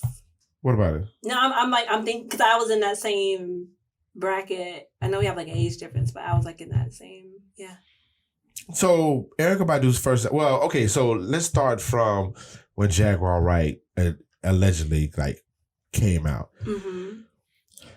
This is me not looking at any papers or looking online or whatever. This is just my personal knowledge. So Jill Scott came out with her album, 2000.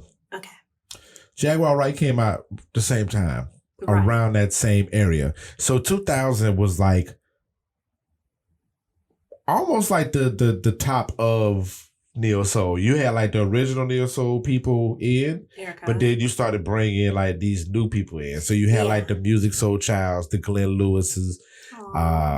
Soul Koreans existed from 96, 7-ish to 2002, 3-ish. So that period right there is when people were like being stronger. You had Erykah Badu, you had D'Angelo. Yes. You had the Roots, Questlove and all that, like James Pors and all that. Yes. And then you have people moving in, the Jill Scotts, the Jaguar Wright. So that's when she came in.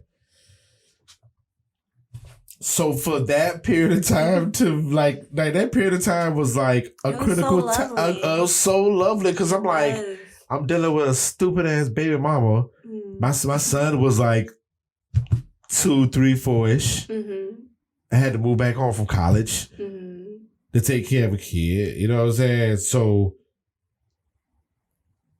that was my refuge. You know what I'm saying? Like Lucid Pearl was out that time. All of this was out. So like neo soul was like had this mainstream.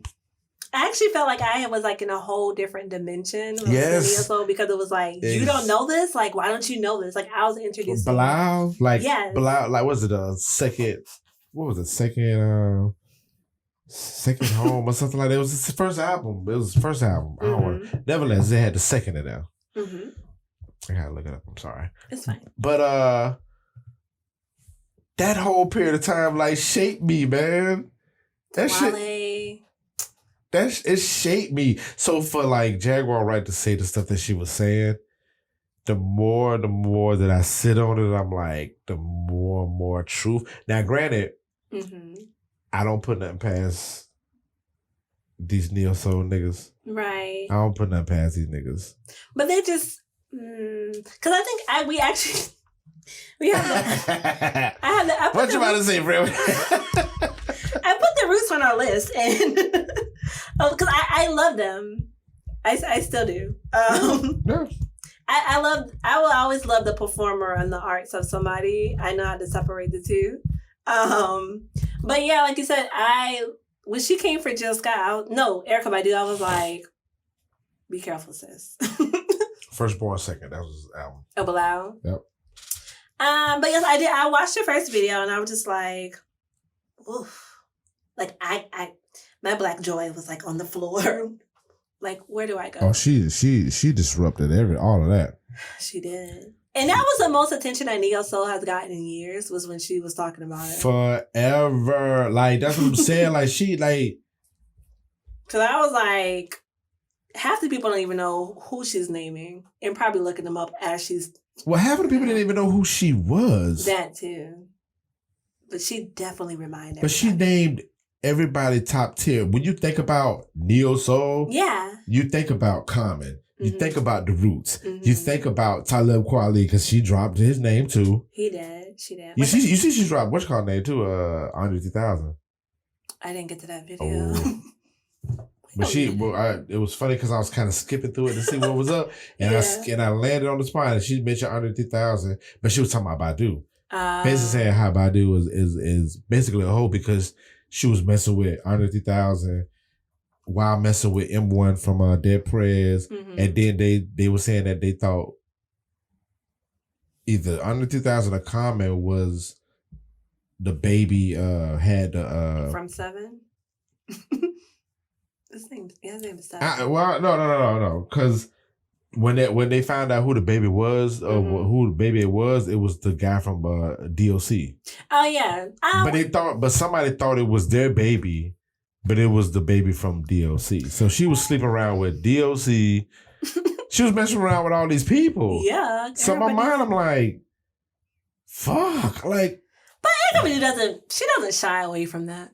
She said she listens to men. I mean, she doesn't, but still, like, now, Jill Scott, I'm sorry. I know. She's officially a busted baby. I'm sorry. Of course. But I knew she was a busted baby. Like, I just knew it. Shouts out to my man. She constantly talks about sex on her stuff, too. But okay, but. That's on Crown Royal. I was like, whoa. But you know what? People, you know what? These could. That was too much for me. Because back then, Neo Soul wasn't like. So maybe that was her that opened up that window. Yes. Shouts out to my man Respect Walker. Hey. We was having a conversation about that, about Jill Scott, and I was telling him how I was like, yeah, Jill Scott is a busted baby. He was just like, no. I was like, yes. I was like, Jill Scott is totally. And I'm like these consumers had this illusion of people, and it'd be so fucked up sometimes. Shout out to the Hidden Beach family. That was a whole Neo Soul. Yeah. I'm like, man, Jill Scott. But then you heard Jaguar talking about where we used to hang out together and used to sleep around on your husband, and I didn't know she was married the first time. I know she got married when I thought was the first time, but apparently she was married. I mean, you traveling on the road. I mean, I'm not making excuses for them or whatever, but she's still one of my favorite artists. Oh yeah, for sure, for sure, yeah, for sure. Because if you play "He Loves Me," I would do an E flat or E low or I don't know. So I'm talking about E. Yeah, like I think I put it on the group suite. I was just like, for her to tell everybody else to recognize Malik, and then for her to go into a vent about herself, which is like, are you going to give proper recognition to Malik? Oh yeah. I remember you saying that. Like it turned into her. Yeah. But you made a great point. Like nobody said that until you said. When you said it, I was like, because it's like this whole fence stuff for me. Not when I say fence, I say respectfully. So like it's like, okay, when she presents herself with the album, I mean with the video, it's like she's angry, and you like, oh, another bitter woman. And I was guilty of saying that. I was like, when somebody be accusing somebody of not writing their rhymes, I'm like, that's almost like when you ranking on somebody, you say, well, you got a little penis, but right, God made you that way. Right. So it was that, but then there was like the more and more she was coming out and saying, I'm like, did you remember the reason why she came on there? Because it got kind of lost in the message of her talking about Malik. Right. But then it started turning to like these other people. And I'm like, but then after that, like maybe the third or fourth day, I'm like, this stuff is like it could possibly be true. Because nobody really speaks her to that dynamic like that. Yeah, because I was like, okay, this isn't about Malik anymore. This is about, because when she got talking about like her credentials and what she does and what she innovated, I was just like, oh, she wants her recognition. Yeah. And also she has something else to say about everything else. Yeah. So yeah, I think things could possibly be true, not be true. So much going on in the world.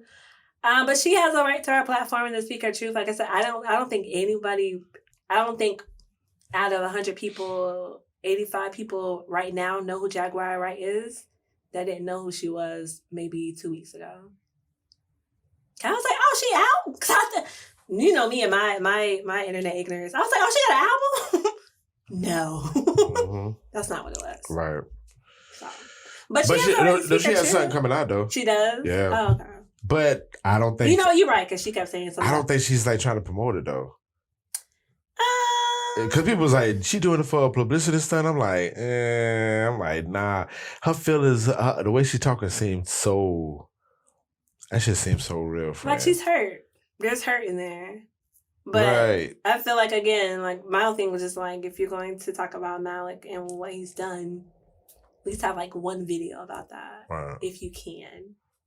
We're listening to you about Common and Jill Scott. Like, I heard about the ciphers and all that, but like, she was like, the first video, she was like, she gonna have a cipher. Yeah. I was just like... But I still think Black Thought is one of the illest. Regardless if he's writing his lyrics or not writing, his performance is like stupid, dope, dumb. Yeah, straight up. I mean, I feel like a lot of rappers don't write their own lyrics, but when they perform it, I'm not in question. I couldn't tell you. Because I can write your lyrics and you just sound horrible. Right, exactly. So I don't know. Miss Appy's going to write mine from a mixtape. I'm just kidding. You said King? I thought I was. Well, I didn't want like a Meek Mill situation, and then like a year from now, you'd be like, "I wrote your rhymes."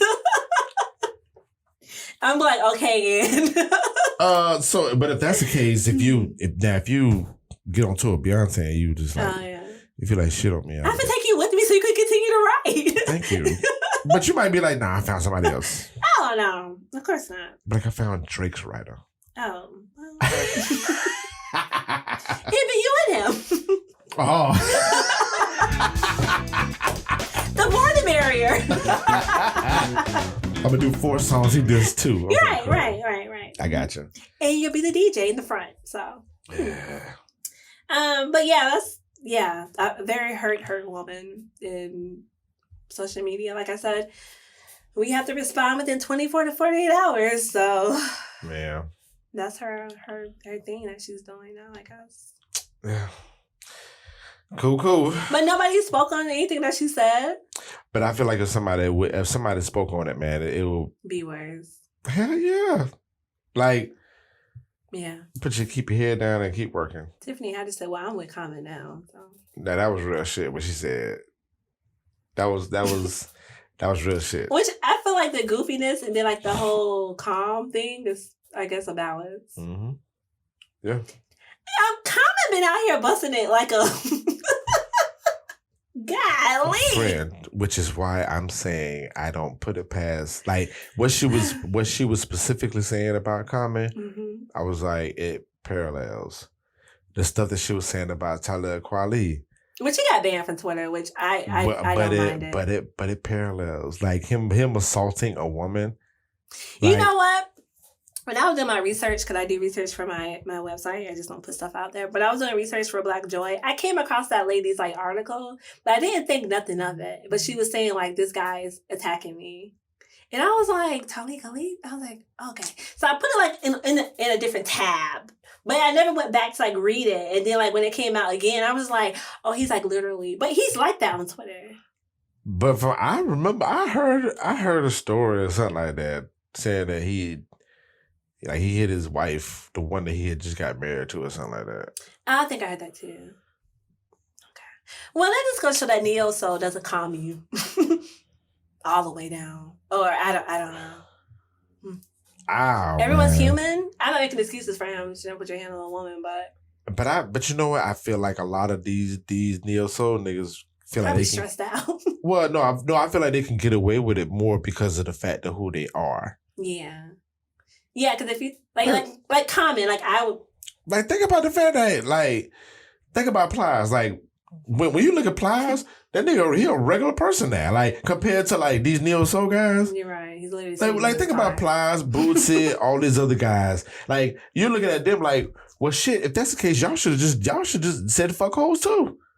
Y'all would have been in the boat a little bit more. I mean, But now, now we're conscious and we're blowing incense. Like now that puts a whole stigma on like the whole like neo soul factor. But like at the same time too, as me growing up, I know that these guys ain't on that shit. That makes sense. Like you said, growing up, because we had that perception as children, not children. I remember. I'm telling you, like going through this whole situation with like friends and family. Mm-hmm. You look at these relationships, you like, oh my God, this relationship is so great, and you like look at it and you cherish it, and then when it goes to hell, it's like, wow, I didn't think it was like that. So like you go through those moments. So that now where I'm at now, you thinking, okay, I don't put nothing past nobody.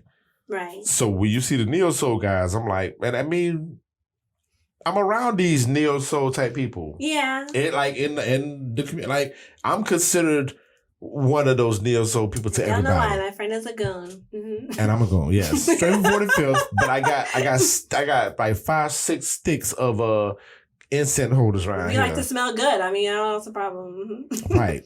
So, yeah, I mean, so with all that being said, I don't put it past nobody. I don't.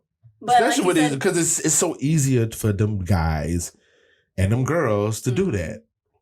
But I think it's just the whole thing of like I said, like you were saying with the Verzuz battle, it just got everybody. It was just like so much love and energy, and it's just like, oh, you're human too now. And I think that's the whole thing of like, you're human. Yeah. These things could happen, may not happen. If you're doing stuff that you shouldn't be doing, you're nasty. But besides that, yeah, you're human, and we have to look at you as such. Mm-hmm. That's my takeaway. And, people were saying that Jaguar Wright needs help, don't need help. Hey, sis, if you have a story to tell, if that makes you feel better. Yeah, I mean, really release your truth, but go see a therapist. Yes. I miss my therapist. So, yeah. I do. Yes, I was like 2 years now. Yeah. And it takes, what CeeLo said it, but it takes a stranger to get to know yourself. So. Oh, yeah, for sure. Well, now it's Barkley, but yeah. Mm-hmm. CeeLo, why didn't you just shut up? That's stupid. I mean, he's considered, he was a Nate Dogg of a neo soul. He was. Because he was doing a lot of them hooks. Then go around and drop a bar on you out of nowhere. And he right here dropping stuff people drink. Right. A little nasty. Right. But if you play I'm a Fool for You, I will sing along. I would, yeah. Mm-hmm. I don't understand why nobody called him. Did he call the newspaper? All right, moving on. So yeah, we well, you have something about the Rona? I feel like we start the show off with the Rona. Yeah, we don't have to do that. Just be safe out there if you can. Please. I went to O'Reilly's and the workers did not have on masks. I said, okay, y'all don't care. I mean, I had on my mask, but I mean, look like you care. I don't know. And hydrate yourself because true story. So I went to Publix. So I had on my mask. It was like 105 degrees outside. Finna die. I walked from my car to Publix. I'm walking around. I'm like extra hot for some reason. I can't, like my mask like going up and down. I can't even breathe. Trying to like catch a breath, but you can't because you got a mask on. I check out, get whatever I can. I'm like, oh my God, I think I'm gonna pass out. My watch was like, sis, your stress level's high. And I was like, I can't breathe in my mask. I gotta get back to my car. But even with that, I never thought like take off my mask and be like, I gotta breathe in here. I need to like just like be safe if you're gonna be out. A lot of stores are mandating wearing masks. If you don't want to wear a mask, stay home and order your groceries, pick them up curbside. Yeah. There's so many options to do now. Oh yeah, for sure. Wash your little nasty hands, sanitize. The Rona's still out. There's no cure for it. Bless your children if they have to go to school. Yeah, they go to school next week, right? Next Thursday. Next Thursday. I'm in a bad TT because I've not taken my nephew for the weekend for the whole summer, but I'm gonna try. But I mean, but look what's going on. I know, and he's just been trying to like be normal. Because even when school wasn't out, I thought it was out because where everybody was doing like homeschool. Yeah. I don't have any kids, so I'm like, is he home? Not home? I don't know. Yeah. So yeah, just be safe out there. The Rona is still around. Don't believe what orange face tell you. Yeah. I'm sure he done had the Rona. I'm sure he has. I'm sure. Because this is the two closest people to him had it. Not a vice president, but like a security guy or some assistant. Other guy. Yeah. I'm so sure he don't have it. But yeah, please be safe, y'all. I'm mirroring what my friend is saying. Definitely be safe. It's still going on, and we're not even to flu season. Honestly, it's not even flu season. It's called Rona season part 2. Yeah, because we don't even know what the flu is or a common cold. Yeah, everything's a Rona. Yeah, I do feel like at some point, like between these next 4 months, it's going to start going back a little bit normal again. Mm-hmm. Because people are gonna realize like we gonna have to just go out there and just deal with it. Yeah. But it's gonna be some form of like not cure for it. But that too. I think the mandates that's going on now, I think those gonna be like that forever. Yeah. I mean, you might well just go and just get you some nice mask, something that you can breathe in and go from there. Yeah. But as far as like a cure for it, it ain't gonna be no cure, but it's gonna be some antibiotics or whatever. Yeah. That's gonna be that, and it's gonna have to go back to normal. But still, like, just be safe, y'all. Just if you're sick, whatever normal is. Right. But just don't. If you're sick and you feel crazy, stay home. Stay home. Stay home, man. And I did develop how to hug yourself. It's a nice shoulder shrug and a deep breath. Go on about your business. All right. Stay in the house. Right. Right. Sheesh. All right. So our last topic. I'm already shoulder bopping. I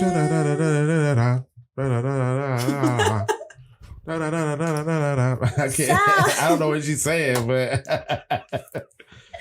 My last topic, if of course you don't know. So before we get into this, I just want to say that I've always had this moment of just feeling like I am crowned, and I try to spread that message as much as possible on my budget. But Beyonce says, "Sis, I got you." I hear your message. It's a whisper, but I'm gonna make it a little bit louder. So she blessed us with "Black is King," which I loved. Yeah. And my awkward emotional self. So this album, I think I talk about it all the time on the show. It came out last year. I loved it. I think I put on Twitter at the time when she was like making it. She had posted it was like a 30-minute or like an hour behind the scenes. And I kept telling my friend, Mr. LP, I was like, there is boards in the background. I want to know what's that about. Yeah. Like visuals and whatever. Mm-hmm. Never thought a year later, Black is King is coming out. So yes, just wonderful. I cried, but I'm like, you cried? I did. Wow.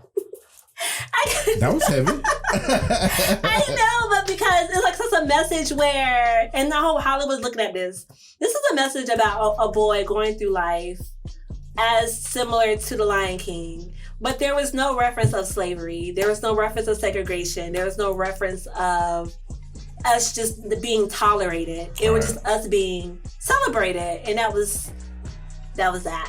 But so the song "Power" is when I got teary-eyed. I said, "God damn it!" It's the fastest song on the album. I'm just like, oh my god. But that's like my favorite song, and I am like a tear-whack little big sister advocate. So I was just so happy to see her on that pedestal. Yeah. But my god, the visuals were just. Did you feel like a king after? Yeah. I really felt like a king when she did the whole when at the end she was like dedicated to her son. Yes, I love that. I wanted to throw my phone across the room because I feel like I thought it was dope, man. I thought it was like really regal. Yes. Yeah. Because F all y'all, this is for my son. Right. And like throughout all of that, I was like. Throughout the whole thing, it was. I mean, granted, throughout the whole thing, it was black. Like the way the storyline was great. My favorite part about the whole thing, the music. The music was just. Which again, phenomenal. The album came out last year. Did you listen to it last year? No. I'm sure I sent it to you. Go ahead. You sent it to me? I sent it to everybody. Nah. I was like, why this is not number one. But I'm sorry, go ahead. Well, when you match music with visuals. Yes, but she does that. Like, I remember when I listened to Who Run the World, and I was like, I don't know what she's trying to do. Video came out, Who Run the World? Right. I do. Yeah. Yeah, she does that. But I'm sorry, go ahead. But that was the same time she came out with, no, that wasn't Formation. Formation came out after that. Mm-hmm. Yeah. 2 hours. But yeah, I mean, the music was great. The visuals was great. The message was great. I love how she incorporated like all these Afrobeat artists. Mm-hmm. I say Afrobeat because, and then I started getting into my nerd side because I remember I wrote an article about Tidal in school, and the message that they were implying in Tidal. It mirrored that. Yeah. I thought it was dope, man. So it just feeling like black pride, you know what I'm saying? Like that whole proudness of being a black person. You know when Jay-Z was like in the car, he was just like, were you like, nigga? When I saw him pull him on, like, all right. What we finna do? Oh. You know, a lot of Rock Nation signs were throwing up through and all. I'm paying for it. Because it's just the way that he came in. The way he came in, it was just like, all right, cool. He has his presence. Yes. That's probably their house. He did it. He did a verse. Mm-hmm. Oh, the fact that he walked up and the white people was holding the chessboard. Yes. Or just white people just sitting on the sidelines. Black joy. Or Beyonce. I mean, not no like shot. You know what I'm saying? Oh, when she got her teeth brushed, that definitely was a shot. Huh. Well, yeah. I mean, yeah, but you know.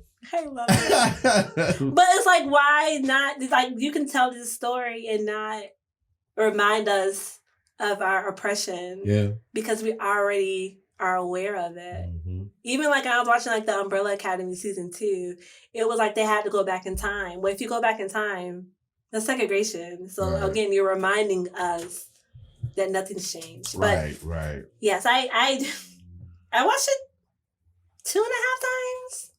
But yeah, when Power came on today, I was like, just because I love Tierra Whack and I just love that song. It is about power, but even now, just waking up and just going about your day is like a power struggle sometimes, where it's just like, I'm a crown today or I'm a queen today, and this is what I have to do regardless. So I'm so awkwardly emotional. I say, Carly, what is going on? Friend, that's funny that you say you're awkwardly emotional. That's crazy. I am. That was just like the fastest, like my favorite song. Well, that and the one with Jessie Reyes, which I love because she talks about. She was in the video. I'm trying to think of the name of the song. I'm like, it's like the song's short. Yeah. On the album, it comes on after Power, but in the video, it comes on before Power. It's like the She's like in the jungle, something. But yeah. Yes, man. She just came out of nowhere. That song, that's like one of my favorite songs because the way it just sound, that do. Yeah, like Scar. Yeah. So, and Jealous Me, and I love the whole album. You know, I'm for the Afro beats and. This is random, but I love the fact that it was like an hour, 30 minutes or something like that. It was short. Well, to me, that's long for her because she doesn't talk to us directly. So, well, when it comes to movies, yeah, I'm like, if like we gonna watch a movie, I'm like, fuck. This shit could be like 2.5 hours. Man. More than likely, 2 hours and 1 minute. Right, but I remember in the 80s and 90s, it was like an hour, 30 minutes. Yeah, in and out. So it was good that she was able to do that video or whatever, and for an hour, 30 minutes. But that shit was great. It was great. It was so black. If you, I think I put it on Grizzly too when No Name said something. If you didn't find any joy in that, you just don't find joy. Oh, what it kind of? Oh, yeah. But more other people were talking. I was like, I don't understand why you guys so bored in the house, have nothing else to do. Yeah. But to actually take time to watch a movie for an hour and a half and then just be negative about it. Which again, she said this is for her son. So at the end, I'm telling you, at the end of it, I was just like, me too. I said, oh, she just said F all y'all if y'all don't like it or not. Right. Like this whole me saying I'm going to play Nyla for a Lion King for a 3-minute to 5-minute role turned into a soundtrack to turn into a whole entire story. Right. Of being black. Yeah. That was put out last year. Well, production last year and put out this year. Right. Which reminded me that sometimes creativity takes a long time. Oh, yeah. It's not like a microwavable thing. Yeah. So. And it's like she has the resources to do it in a fast capacity if she wanted to. Yeah, she could have put it out last year. Yeah. I wonder what she. But I was like, it had to be kind of because Black Parade was on at the end of it. Yeah. So. Might have been the Disney thing. It might have been. Because people was bitching and complaining about that part. Right. They should put this on Netflix or on Tidal. Why? It's a Disney movie, sir. And plus, I'm sure Disney was like, Beyonce, what would you like? You want to go where? Because it started out from her backyard to like 800 different other countries and cities. And the fact to be walking around in nature and not being scared that something's going to attack you, wonderful. Right. Oh, you want me to lay in what water? I'm sorry, what? Run where? You know they got them crazy species over there. You laying around or around in dirt? Excuse me? I'll be in my trailer when that's all swept up. So yes, thank you, Miss Beyonce. Thank you, Miss Tina Knowles, for incorporating Black into your child and her saying, "Hey, I am also Black, and this is a story I want to tell." Mm-hmm. Loved it. Didn't have to remind us that we are of our oppressions. It was Black joy to the T, and I'll probably watch it again. I'm sure everybody will watch it again. I mean, it's just one of the movies that you just have to cut it on, and like I would clean up the house with that in the background for sure. Well, that's what I was doing with the album. That's why I was like, I don't know why, but I think like you said, the visuals are just. I mean, Blue Ivy is wonderful. She's adorable. She is. Look just like Jay-Z. Look like her daddy though. All the way. Look like her daddy. Just like her. And even then, I was just like, I never think about having kids until like the Carters like say something about their children. I'd be like, oh, that's sweet. Because even when Jay-Z was like on Jay Electronica album, he was like, you have to call my son sir. He's already royalty. And I was like, children. And that was it. But yes. And he just chilling like goo goo gaga. Right. I was like, he's still a baby? Like, I forget that they have so many kids. He don't even know. Right. Yeah. So, yeah. So thank you. That was my Black joy when that came out. I was so super excited. And I was just like, I'm a stickler for visuals, the colors, the suits, the fashion, just, oh my God, just everything. Yeah. Yeah. That's dope shit. Yeah. I'm gonna watch it again. And Beyonce doesn't have to do anything else for us for like the next 2 years and we'll be fine. Yeah. She done gave us additional content. I'm scared to find out what else she's gonna do. Mm-hmm. Like, I think she's doing stuff because she's bored. But nothing to do with us. Because again, that was for her son. Right. Yeah. That was my favorite part. I was like, oh, this is for him, not for me. At the end of the video, when it showed him, I was like, yes. I was like, Beyonce, thank you so much for that. Yes. Extra points for the Beehive. Thank you. And I am about our kings, so right. Definitely appreciate it. Yeah, man. So it's dope. Yes. All right. Well, we are done with our segments and stuff. Yes. Thank you for listening. Oh man, yeah. Appreciate it. It's all good. All good. All good. Some good content. Yeah. I did have an idea for it. I'll speak about it when we cut it off. But nevertheless, we are done with our episode. We are. Yes. Don't sing the song. Don't. To the no, end. I said don't sing. On the run. Is it natural? Is it natural? Yes, it's so natural. You belong to me. Yeah, I belong to you. Oh, okay. It's a natural feeling. Oh, thanks. All right. Some 90s shit to say. Don't say it now. Right. It's so natural. Someone's gonna be on your ass on Twitter. Right. What you mean natural? Right. We're all born different. Natural. Neo Soul. Jaguar Wright. Right. What's going on? Right. So. Coming in what? Khalifa's band? Right. Who you talking about? Right. So yeah. But I'm sorry. Shout out to Dewale because he just made my Neo Soul. Just wherever he is. Who? Dewale. Oh yeah. Man, he right here DJing. With his son. They're so cute. He right DJing, so. Shout out to him. Yeah, man. So yeah, we are done. Do we have any I mean, we've been doing takeaways the whole time, so. We'll just rant, just culture. Please be safe out there. Like I said, yes. You don't have to respond to everything. You do not. Every time you think about responding to something, go to your LinkedIn or your Pinterest. Yes. I just be like, I got to get back on that rule. I remember for a minute I used to be like, I want to go on a rant, and I'd be like, get off Twitter, and I would go to Pinterest. I would get distracted. I would get distracted, and I would go like see a pair of Adidas or something I'm following, or a cooking recipe. Yeah, I'd be like, all right, I'm good. Now I can go back to Twitter and be like, all right, whatever. My thing is, if Facebook showed me this flashback a year from now, how would I feel? Oh, I try to deny them shits. When as soon as I jump on there, they be like, you remember? I'd be like. Some of the memories are good, but when I was like younger on social media, I used to put everything out there. And I don't know. I'd be like, ooh, sis. Growth. Right. I see some stuff, like even like there was something I did last year, and I'm like, all right, cool, whatever. I still stand by it, but I probably shouldn't have put it on there, but it's all good. So you don't have to respond. Your opinion is not always needed. Yeah, for sure. Yeah, man. So, but yeah, thank y'all so much. Make sure you follow us, FFTC Podcast on Twitter, Flowers for the Culture Podcast on Instagram. Tell them where to find you. Crownless.com.